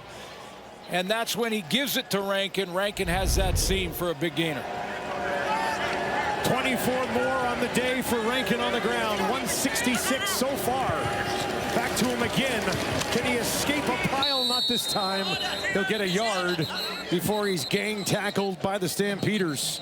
Coatney, among others, in on that tackle. Jacob Roberts comes up out of it as well. You talked about this. Tom reported on this from the sideline in our discussion with Coach Dickinson and Mark Killam. They both don't want to see any of this stuff after the whistle. And I think both of them, if I remember correctly, use the word selfish. Those are selfish decisions if you're doing stuff like that after the whistle. 2nd and 9 for Cody. He's in trouble this time. Will not get away. Wrapped up and taken down by Sean Peterson, his first CFL sack. Miles Brown is going to cause the issues for Fajardo initially, and they work in tandem. He's going to get the push up the field. He's hidden in between these guys, but he gets the push up. Look at number 90. Gets a push up the field a little bit, and that's where Cody steps up into the pocket, climbs in there, and he climbs right into the hands of Peterson. 47-yard attempt for Blanchard. Right down the middle. Julian to hold. That kick is up, and it is good. He struggled from beyond 40 so far this season. No mistake there for Blanchard and Edmonton as they increase their lead to 9 here in the Labor Day rematch.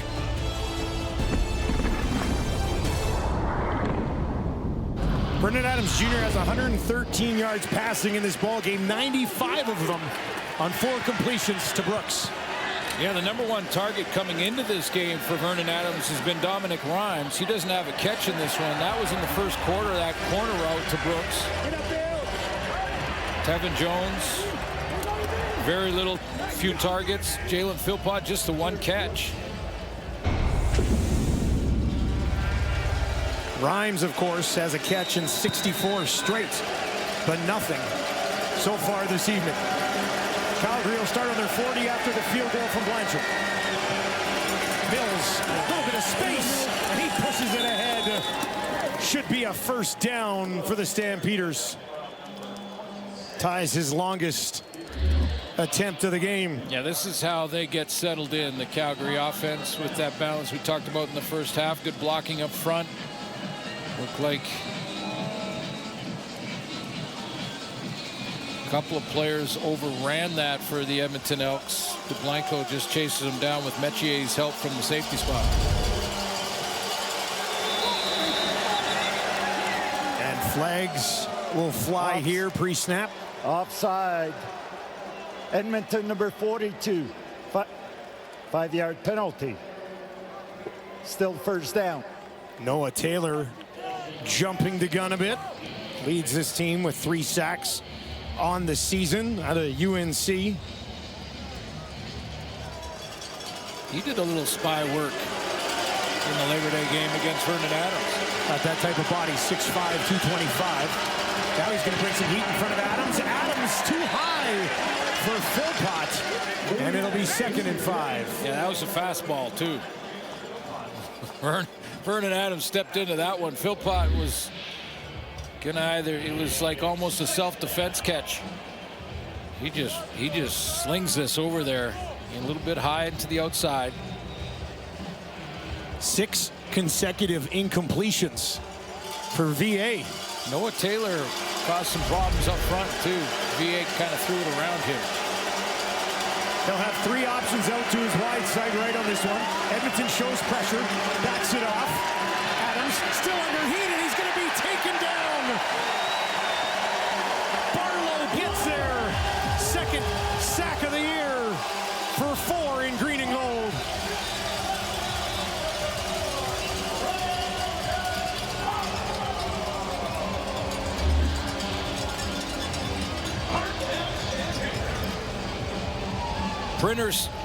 Sprinter's stance down there at the bottom gets rid of the hands of Preston Nichols. And as a defensive lineman, get rid of those hands. They can't grab the chest plates and engage and lock in there in their pass pro. He gets by that and gets to Vernon Adams. An injury-riddled Edmonton defensive unit has come to play so far in this one. Big kick. That'll bounce out of bounds. Outstanding. Excellent kick. 59 yards. Dropped it outside the 6. Beautiful Saturday in Edmonton. Looks like a natural. It's like when they put me on the horse and just on. Said one take. One take? I can't believe it was let us drive the fire truck. Oh! Are you driving that fast? I can't drive any slower. I can't stop laughing. Oh my God. Ethan, look how funny Some outtakes from earlier on today here as the panel's been set up for a long one. Super Saturday. Wow, it's a smart decision to give Kate the keys to the panel and the keys to the fire truck. She seems to find a new toy at every on location. This drive starts on the 6 after a nice kick. They'll give it to Leak. Tripped up. Roberts made the tackle. Leak was thinking he had one, didn't he? Oh, it looked like he did. I think Big Hill got in there too, but you're right. They just trip up Javon Leak, who's getting a couple of turns now at tailback on the offense, because if they can get both of them in there, who do you favor if you're the linebackers for Calgary? Look at that hole, and there is nothing up there.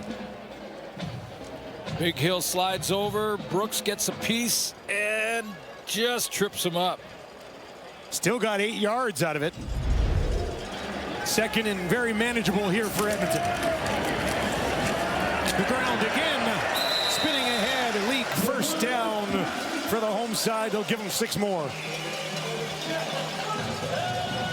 He's got that breakaway speed now. I would even say as fast and quick as Rankin is. Maybe Rankin has the edge in the quick twitch, but Javon Leak has that top end. I mean, if he gets a gap, you're not catching him.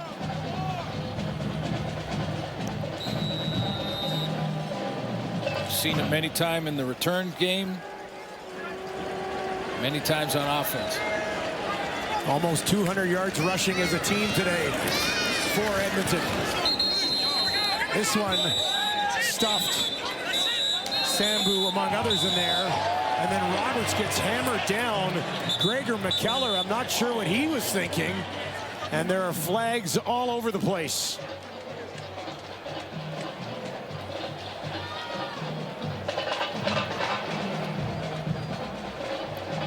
See how Andre Proulx sorts this one out.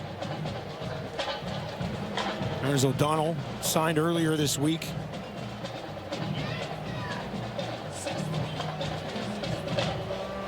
.6'5", 316, 26 years old, was drafted by Montreal back in 2020, acquired via trade, went to the U of A and spent 5 years south of the border. There are 2 fouls on the play. The first one, objectionable conduct. Calgary number 48. Major foul, 15-yard penalty against Edmonton number 67. We're going to go back 5 yards. It will be second down. All right, so after that, they'll just back it up 5, and it'll be 2nd and 15. There's Roberts. Thank you. A little bit of just a little shove in the back, and then a retaliation, and give one to each, and a very stern warning.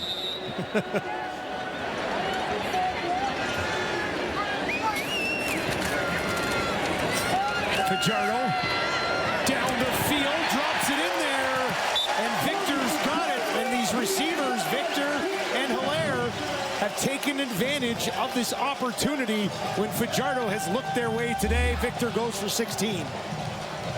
Started out at Alabama A&M. O.J. Hilaire. It ended up at Bowling Green. Or excuse me, that was Victor on that catch from Ohio State. But you mentioned both these guys, and at the top of the show we were talking about one of these two new players for the Elks in the receiving corps going to have to step up with Dunbar out.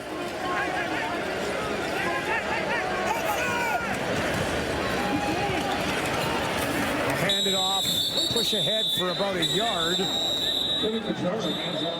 as Leak remains in on this offensive possession.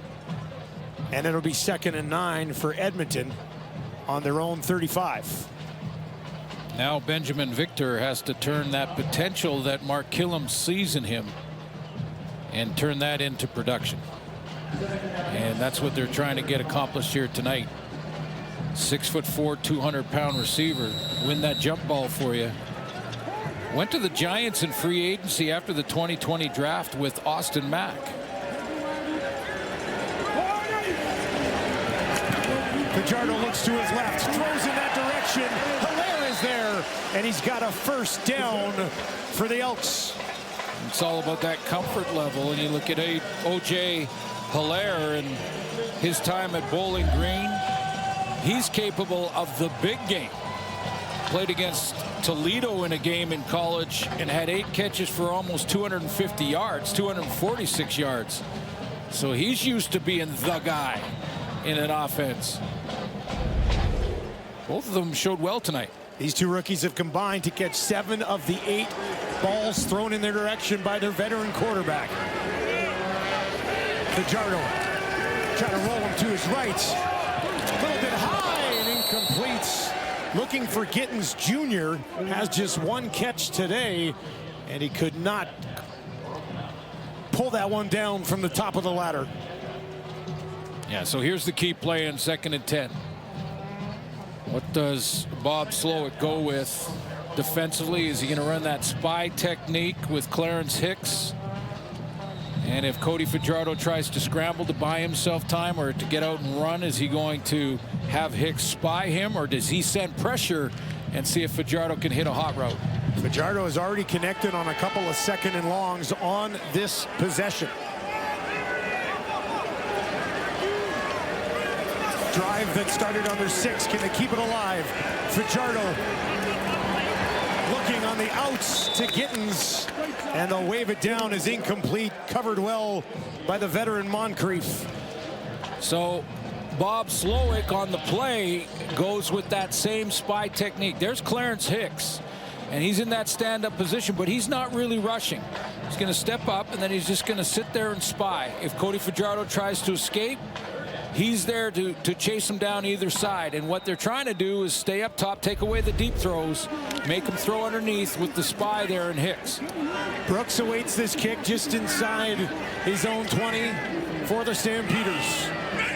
90 to play, 3rd quarter.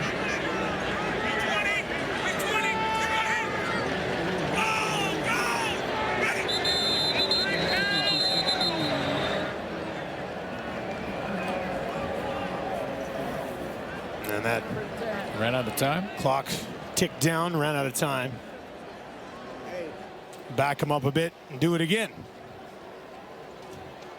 Yeah, that former special teams coordinator Mark Killam, that side of him, he can't be happy with that, and he also can't be happy with that big return last week. He certainly wasn't on the sideline.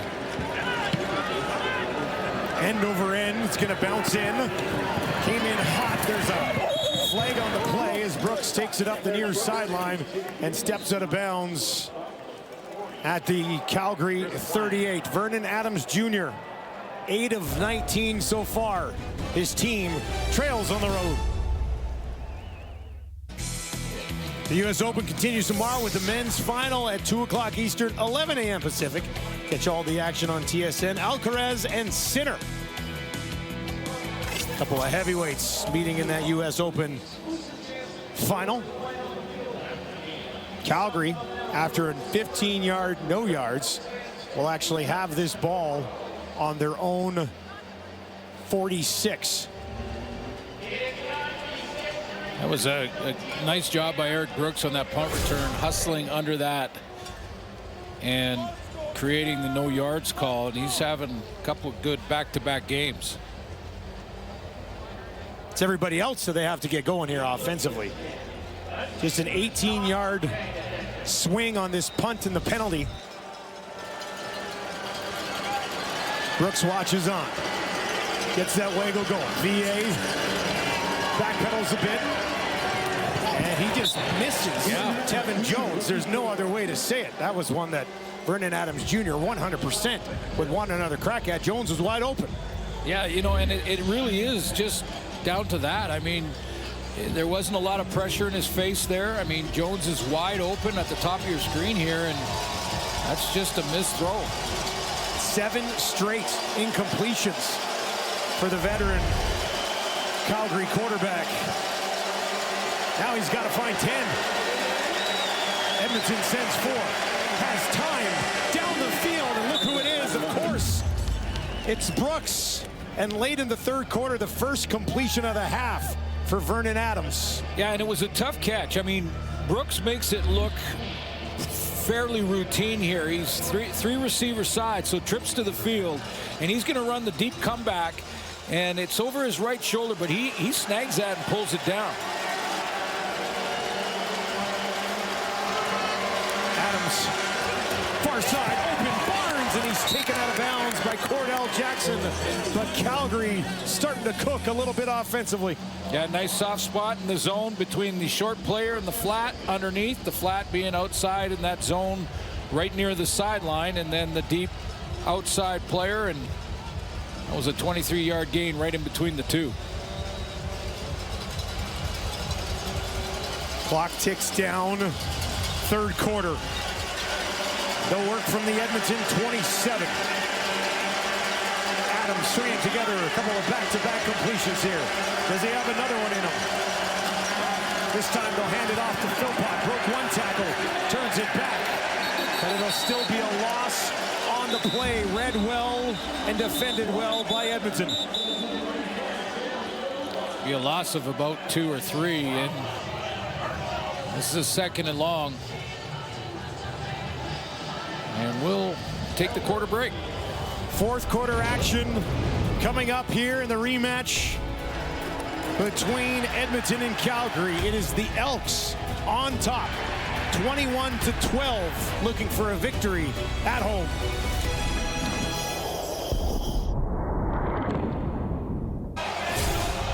Calgary Stampeders won 3 in a row. They find themselves trailing, but maybe something's starting to work here with Vernon Adams. A couple of completions in a row, and maybe Vernon Adams kind of reboots the targeting system because he's missed some throws. Again, you know, he said in an interview right after the Labor Day game last week that it was his best game or worst game as a Calgary Stampeder. He just was missing some targets. He said we got to reboot. He was very positive about it because they won the game and their defense stepped up, so did the special teams. But, you know, this is another game now you're stacking on top where he's missed some open receivers, and maybe those 3 catches in a row, 3 throw and catches in a row, get him back on track. After a 2-yard loss on the handoff to Philpott, it's a 2nd and 12 for Adams here. Trying to find a way into the red zone, maybe even the end zone from the Edmonton 29. Some pressure coming up the middle. He gets it away, drops it in there to Philpott, and he's got a first down, but a flag at the end of the play. And Edmonton is saying that this is going back. That was real late, and too. VA is furious. So it might be coming back. Offensive pass interference. Calgary number 85. 10-yard penalty. Still 2nd down. Oh, Vernon Adams was hot. Saying Jalen Philpott, who's trips again to the field, and he's at number 2 spot. Coming out of the slot. Does he push off here? Looking like the curl, or the corner back to the curl.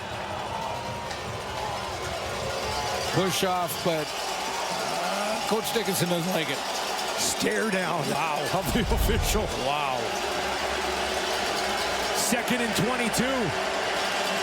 Vernon Adams has something up his sleeve here. He'll try to set up a screen to Mills. Mills has a little bit of space. He's got something inside the 20, down inside the 15. What a play call, and what execution from Mills. Lots of depth from the DBs, and there's Dedrick Mills in the backfield. Timing is excellent on this screen as they get two big boys out front. Big offensive line setting it up for Dedrick Mills. The timing was excellent, and Edmonton forced to rally, but not after not until a 28-yard gain from Mills. Just a massive play early here in the fourth quarter. 1 for 2 tonight inside the red zone. That's where they find themselves now. Adams lays it out. Barnes has it. He'll be wrapped up. Cordell Jackson is there to help J.J. Ross. And a flag at the tail end of this. It's like that's right in the line of scrimmage, but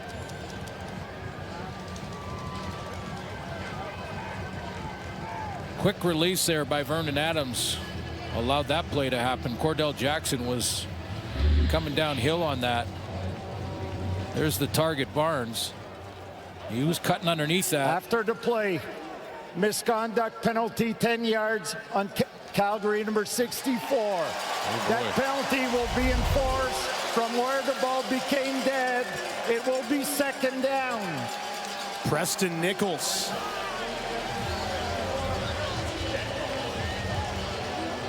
Calgary pretty disciplined in the first half of this ball game. And that one will back them up. 2nd and 12. They got up. It was going to be 2nd and 2. Tack this on. And now it's 2nd and 12. And Dickinson's hands in the air. I'm not sure they got the right number. And Dickinson's not sure why the penalty was called at all. Can Adams overcome this again? Edmonton shows heat, sends 5. Flags fly. VA on the run, taken down by DeBlanco. Did Edmonton move early on this, though?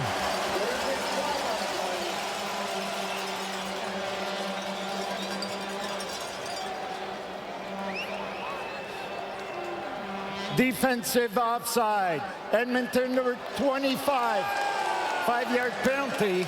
We're going to replay 2nd down. They did jump the gun. Shaylin Garnes, number 25 in the green and gold.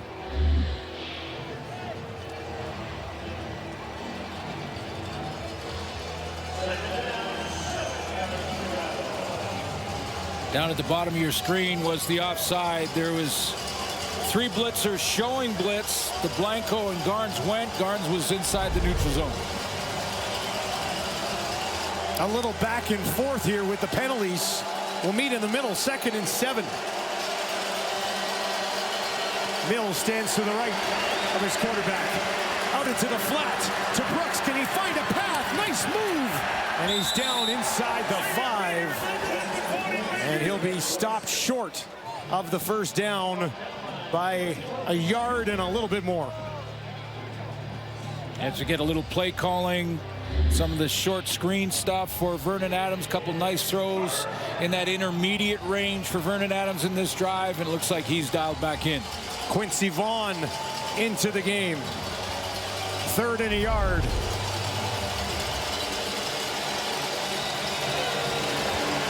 Crowd at Commonwealth trying to get behind this defense. 10th play of the drive will be a short yard push ahead from Vaughn.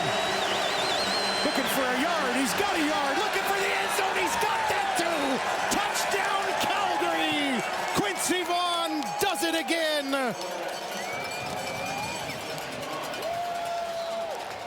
Right behind Zach Williams, the left guard.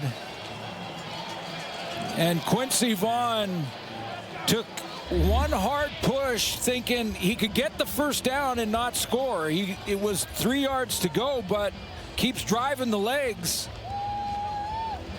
Gets across that goal line.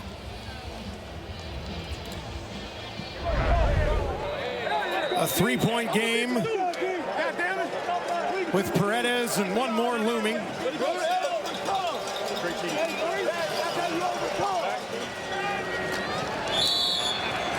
And he puts it through.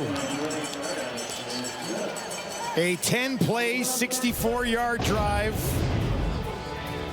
Took just over 4 minutes into the trustworthy hands of Vaughn and into the end zone.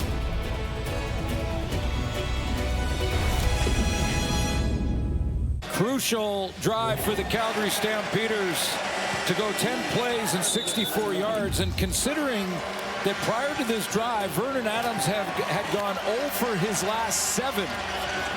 Could not find a completion. And then on this drive, with a little help from Dedrick Mills, he completed 5 in a row. Quincy Vaughn finishes it off. That screen to Mills on the 2nd and long. Huge. What a play. That's not PI. If he's sitting at your dick. I know. I just can't do this. That's what they're Whoa, bro. He can't sit at your Critical drive. They had to have it, and they did. We've got a 2-point game. Ton of time on the clock, though.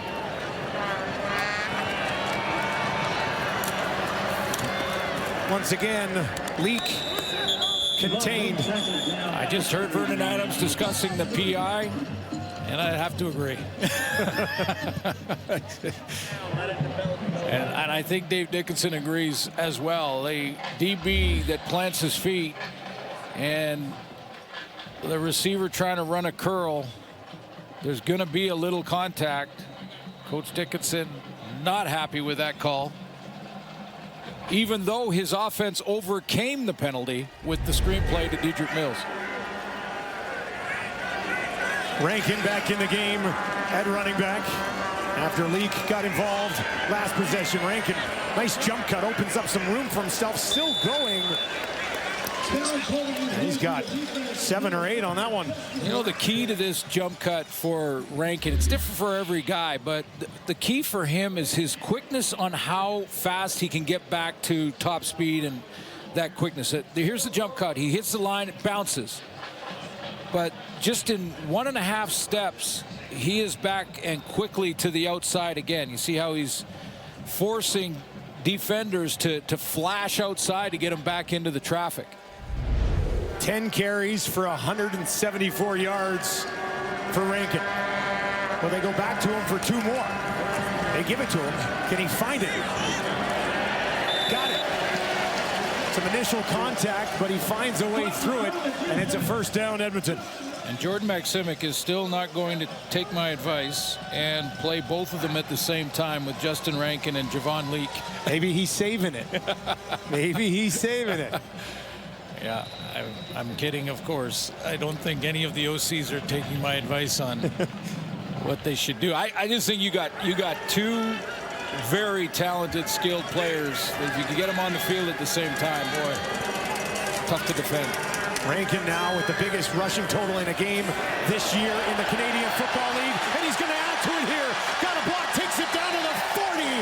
Rumble, young man, rumble. He just keeps going. Great example here of how quickly he restarts and gets back up to top speed. He basically puts the brakes on in the hole. I mean, he's going to stop right here. Now he's surrounded by defenders and then has that quickness and speed that he can get in 1.5 steps, bounces outside again and gets the angle. I mean, he was caught in the backfield. 203 yards on 12 carries for Rankin. Running all over the Stampeders defense. Fajardo, quick hitter, near sideline, drops it in to Gittins, working against Anthony Johnson. So how do you try to put a dent in the armor that has been the Calgary Stampeder defense? How do you find a way to do that? And I guarantee you every team that's going to play Calgary in the future is going to look at this video and say, maybe we can run the ball a little bit. Jalen Hutchings? Yeah, that's it's Jalen Hutchings that important to this defense? They are. He might be. They are, yep. That interior defensive lineman. Fajardo looks towards Rankin. Now he's going to run to his right. Has some room. He'll get a first down and a little bit more inside the 20 before he gives himself up. They're in the red zone. Big answer from Edmonton so far on this drive. Yeah, it really is. It really is. And back to that second quarter rank and success.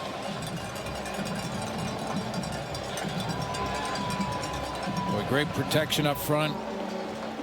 We haven't said or talked much about Folarin Rimolade. He's down on the field right now.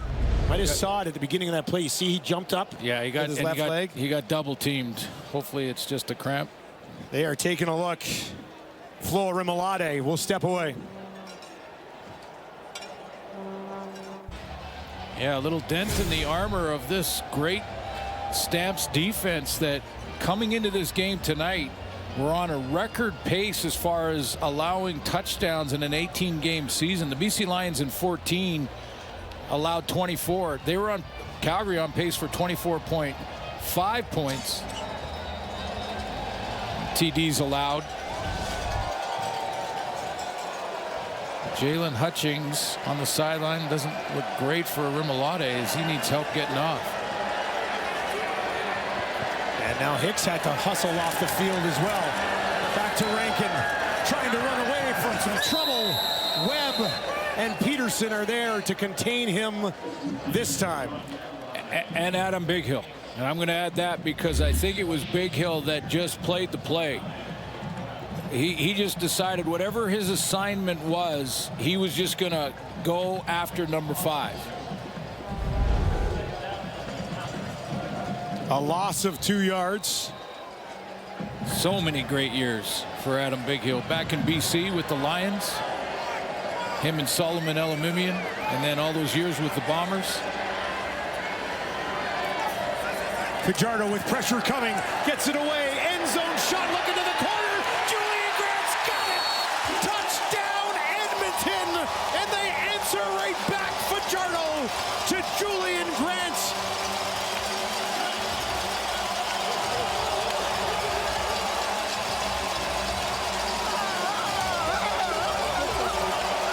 Now you got to believe that drive for Cody Fajardo is a kick to the solar plexus against the Calgary Stampeders.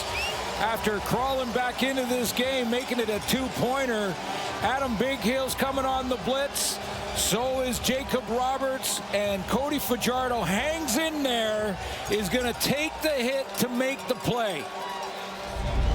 And he's okay to do that, done it many times before. Sacked 4 times last week, hit a bunch more. He got hit there, but delivered a perfect throw. Another one right down the middle from Blanchard. A 7-play, 76-yard drive from Edmonton ends in the hands of Julian Grant, his team leading 6th receiving touchdown of the year.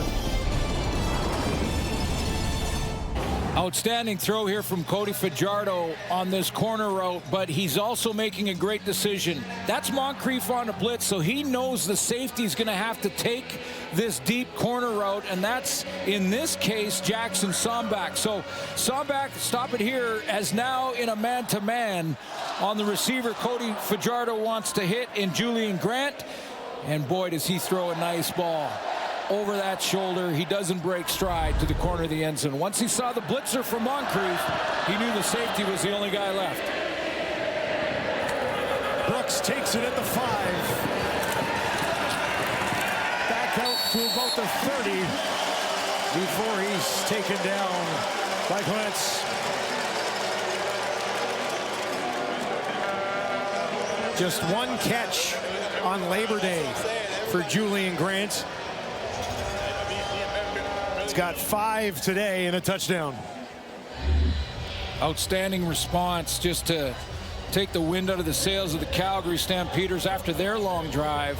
And how about the accuracy on that throw? Puts air underneath it, so there's no way that Sombach can catch up. He sees the blitzer. He's got that picked up from Justin Rankin. He's going to take the hit from the inside, but he'll tell you he'll take that every day for a touchdown throw. That was Jacob Roberts with the hit on Fajardo. It's an injured Stampeder down on the field at the 30.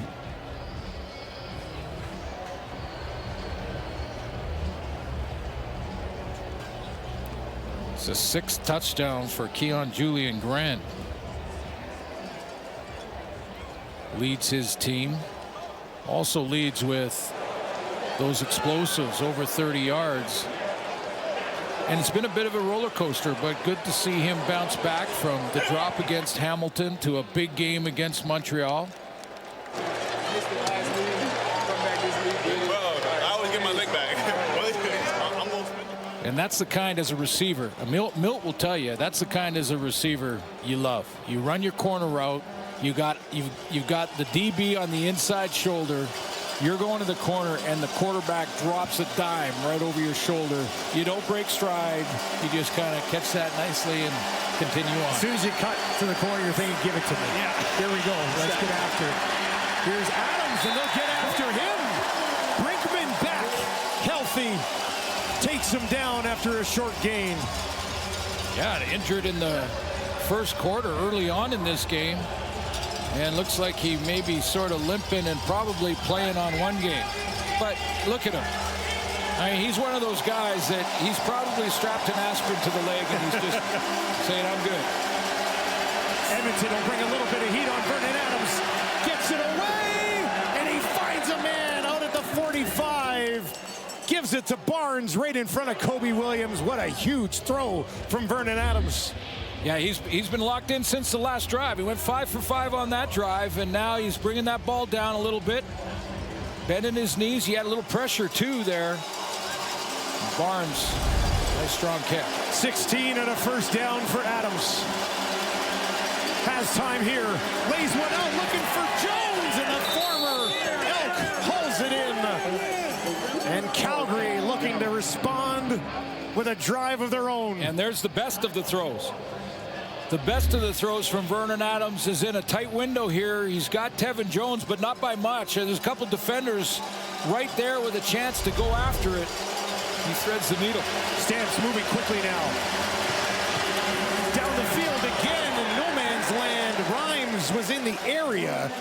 He still does not have a catch in this game. I'm not sure he saw that one coming. Snaps 8 completions in a row for Adams. Sets up a 2nd and long. Vernon Adams needs the field goal and the major. Keep that in mind in this decision. It'll be a long field goal from here, but within Paredes' range. Adams lays it out. Reaching over is Williams. Brooks wanting a flag, but none to be seen. So Paredes will come on in the field. This was just a nice play. As I mentioned in the first half, I think this is the most aggressive I've seen the Elks secondary all year. Come back on a lot of these throws, playing hard, not worried about getting beat, just coming out of their break and making a play.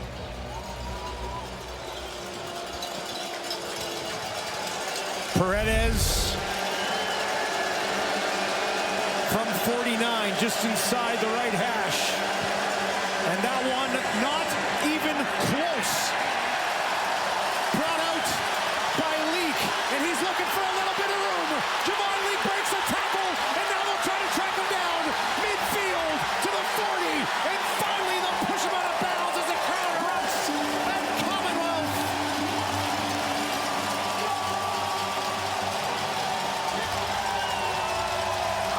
A costly miss from one of the best to ever do it in Paredes. Mention the top end speed for Javon Leak.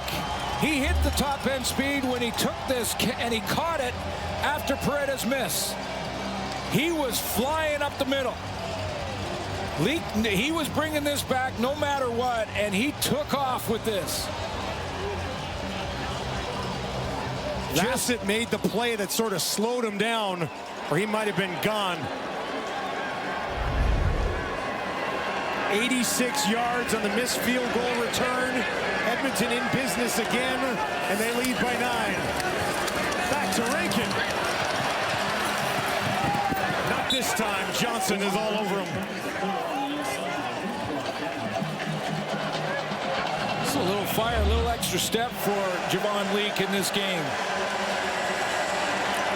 And there was no hesitation here. He was coming out of the end zone, and he's at top speed right there. Usually, top speed comes at the end of the run.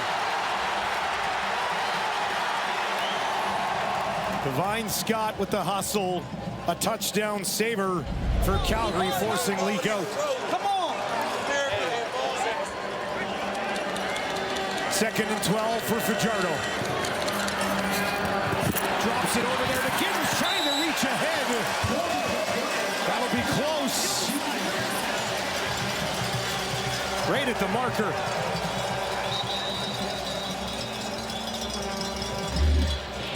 Cody Fajardo recognizes the coverage here. He recognizes he's got Jacob Roberts inside position, and he's got an out route from the slot back. Calgary. Stampeders call a timeout with 3:32 remaining. That's the combination you want on 2nd and 10 or 11.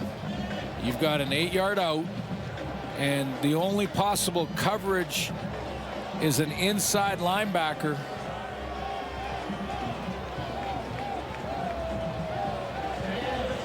He's going to be spotted about a yard short.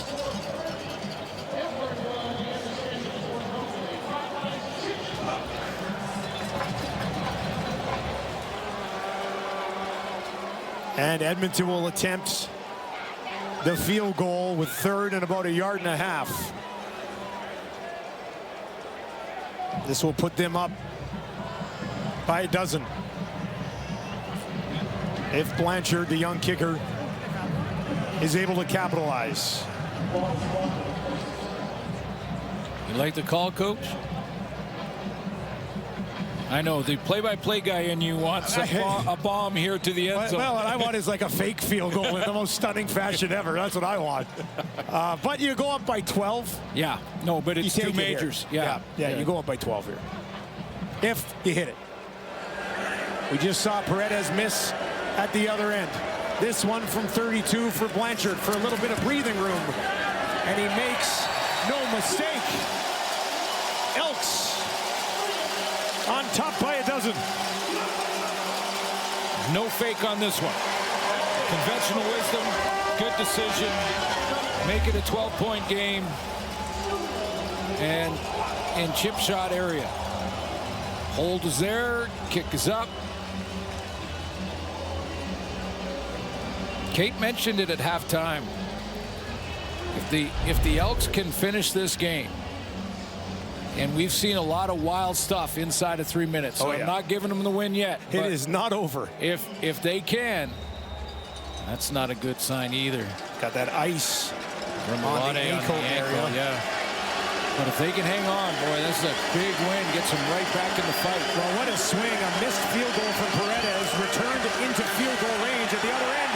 And now a sack for Edmonton. Taylor's got his 4th of the year as he gets to Vernon Adams.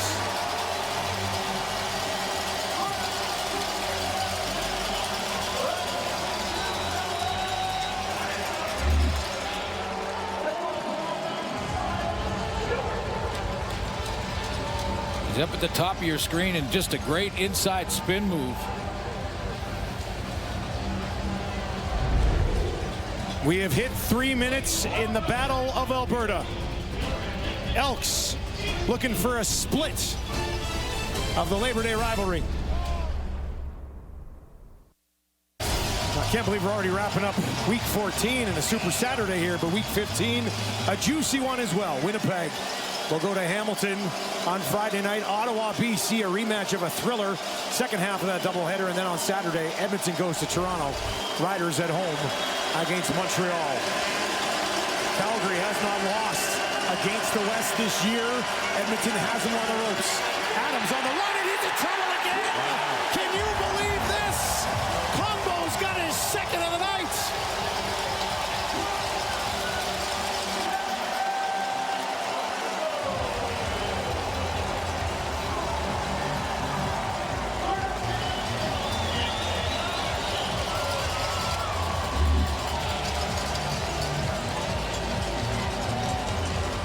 little bit of a stunt for Kongbo.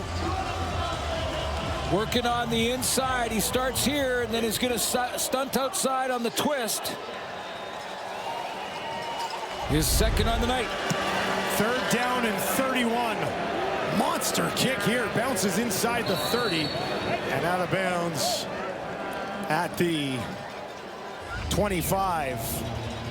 So much talk about Calgary's defense. Edmonton comes into this game. No Robbie Smith, no Jake Ceresna, no Nick Anderson, no Niles Morgan. Actually, I think you make a case those are the 4 most important defensive players to start the season. Yeah, and here they are. And here they are against a team that has not lost a game to the West Division.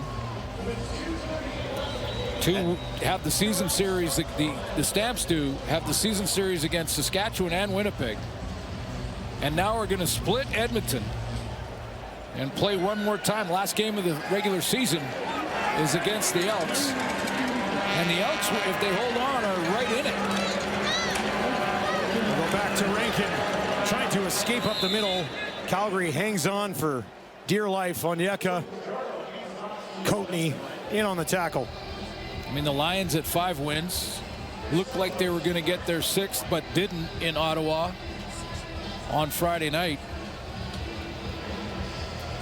Take a look at the standings, and this would be win number 5 for Edmonton in the West. So we're not giving them the win just yet. We know what the final 3 minutes look like in Canadian football, so we'll hold off. But 5 wins ties them with the Lions, and then just one behind the Bombers, who have Hamilton next week.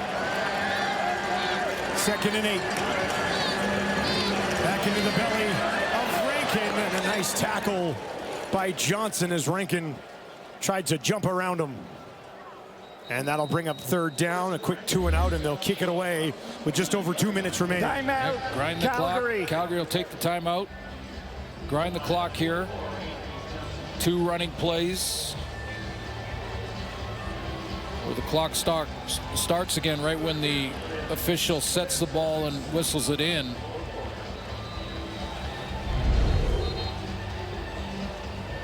But Calgary's now looking at, they need a return, they need the drive, they need the onside, and they need another drive.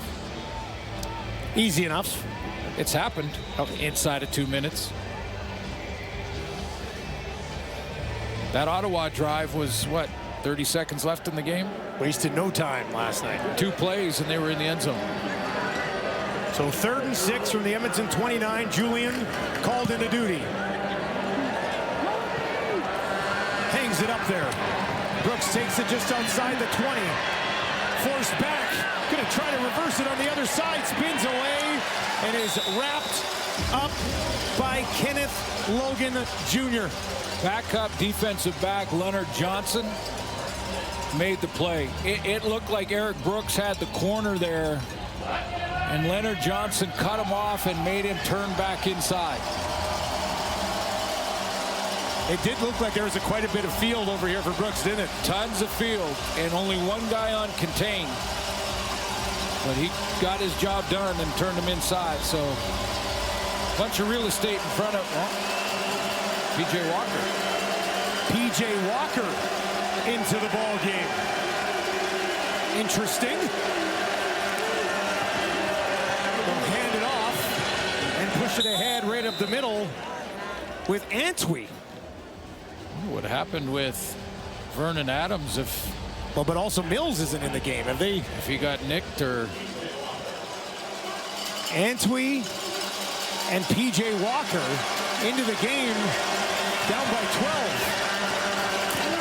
And a quick one will be a 1st down, and that is Rhymes, who needed that to extend his streak to 65 games in a row. Is this just a message? I guess. Must be. I guess. For both Mills and Adams to be out of the game right now, clearly Dickinson is saying this one's over. Walker, Barnes, grabbed by Ford, and they'll blow it down with 90 seconds on the clock. P.J. Walker got 1 start versus Ottawa when Vernon Adams was a little banged up. 20 for 37. Are you surprised by this? I am. Yeah. I absolutely am, because no one knows that final 3 minutes more than Dave Dickinson. It comes to what is possible in the final 3 minutes, unless there's some sort of, well, he doesn't look like he's hurt, does he? Yeah, I mean, I might agree to that if Mills wasn't also out of the game right now. We haven't seen Walker, obviously, all night. We haven't seen Antwi all night. VA 15 of 29 for 229 yards. He watches on for the rest of this one. No touchdowns, no interceptions.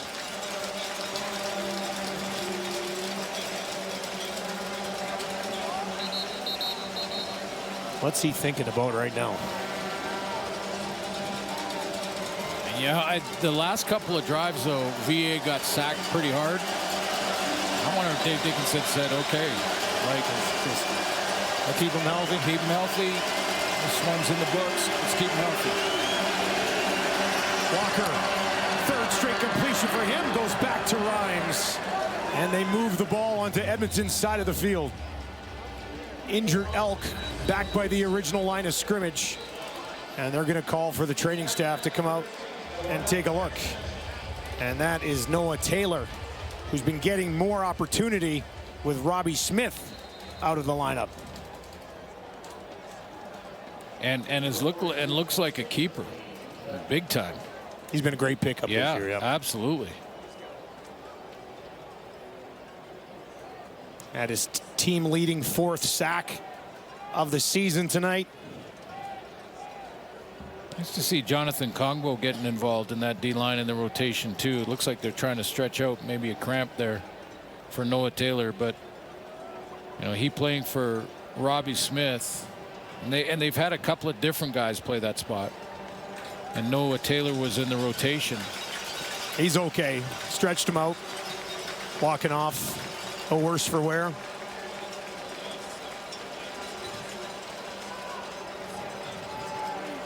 And they've just been told there is no injury to Vernon Adams. So okay, took him out.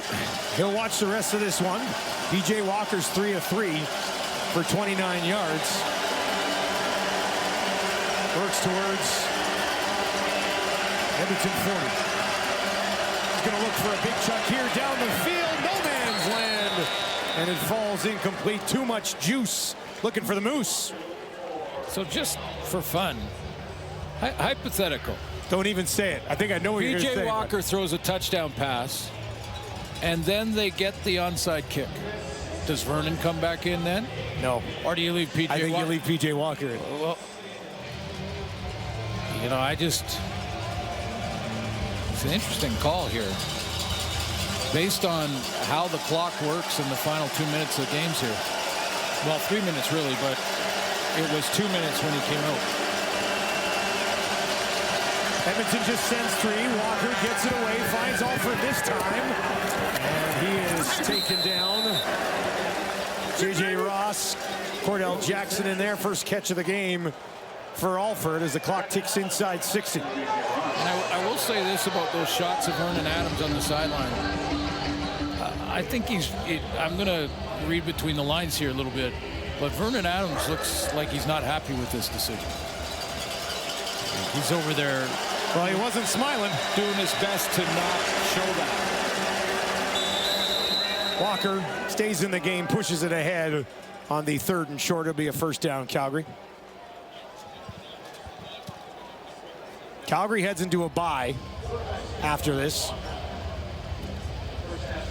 Then they'll be at home against the BC Lions on the 19th. And then they finish with 4 of their final 5 games on the road.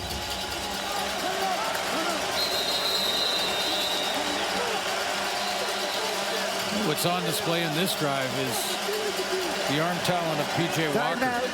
Edmonton. He can zip it, can't he? He really can. But you know, you mentioned the guys missing. We've talked about it all game long in the Edmonton defense. Timer, please reset the game clock to 49 seconds. Half of their D-line gone. Their linebacking core, 2/3 of that gone. secondary was intact basically, but because J.J. Ross has played a few games now. Don't have their #1 receiver on offense. Switch some guys up front on the offensive line and are beating the 8-win team in the West.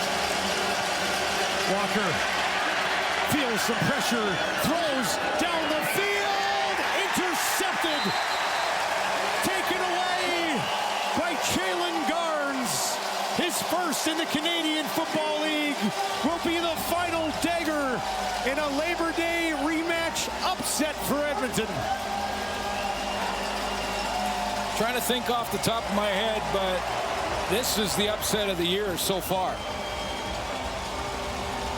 And it would highlight me to be on a short list. Yeah, yes. And this is, you know, this is always a tough 2 points after the Labor Day weekend for Calgary. It always is. They've swept the series before. They've won this game before. But it's kind of like that Saskatchewan in Winnipeg. It happens, but more than not, the home team comes back after the loss on Labor Day and makes it really tough on the Stamps. And again, this weekend and last are weekends where the standings kind of get thrown to the side. But this is a big win for Mark Killam's group. This could be a win where they turn the corner. Now won 4 of their last 5. Victories over Montreal, Toronto, Ottawa. The disappointing defeat at McMahon on Labor Day. And now a bounce-back dub at home. And Killam gets a victory against a club that he spent almost 2 decades with. And a stunning result at Commonwealth. Here's the updated standings. And about a month ago, I don't think we'd say this, but Edmonton has himself back in the fight for a possible playoff spot. Yeah, either third in the division is definitely there, and so is. Oh, here's some bad blood at the end of this one. And they'll try to separate them, but there was a push on the final snap. And now the Battle of Alberta lives up to its name. Cooler heads about to prevail. They're dropping the gloves. I'd be frustrated too if I was the Calgary Stampeders.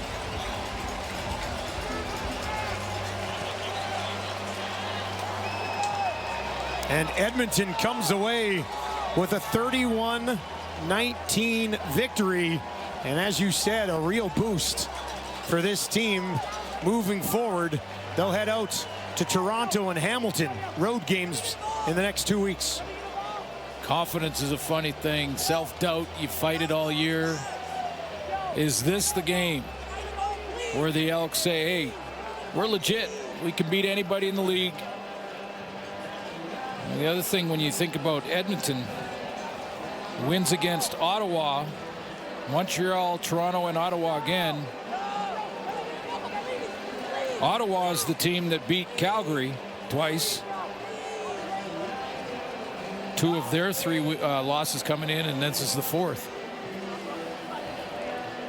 Cody Fajardo, a tidy day, but it was his running back, Justin Rankin, who stole the show. 204 yards and 2 touchdowns on the ground as Edmonton ran all over a usually stellar Calgary defense, and it's a split in the Battle of Alberta. 31-19 your final. Thank you for joining us from Edmonton. Sports Center is next with Lauren Dyken and Mark Rowe.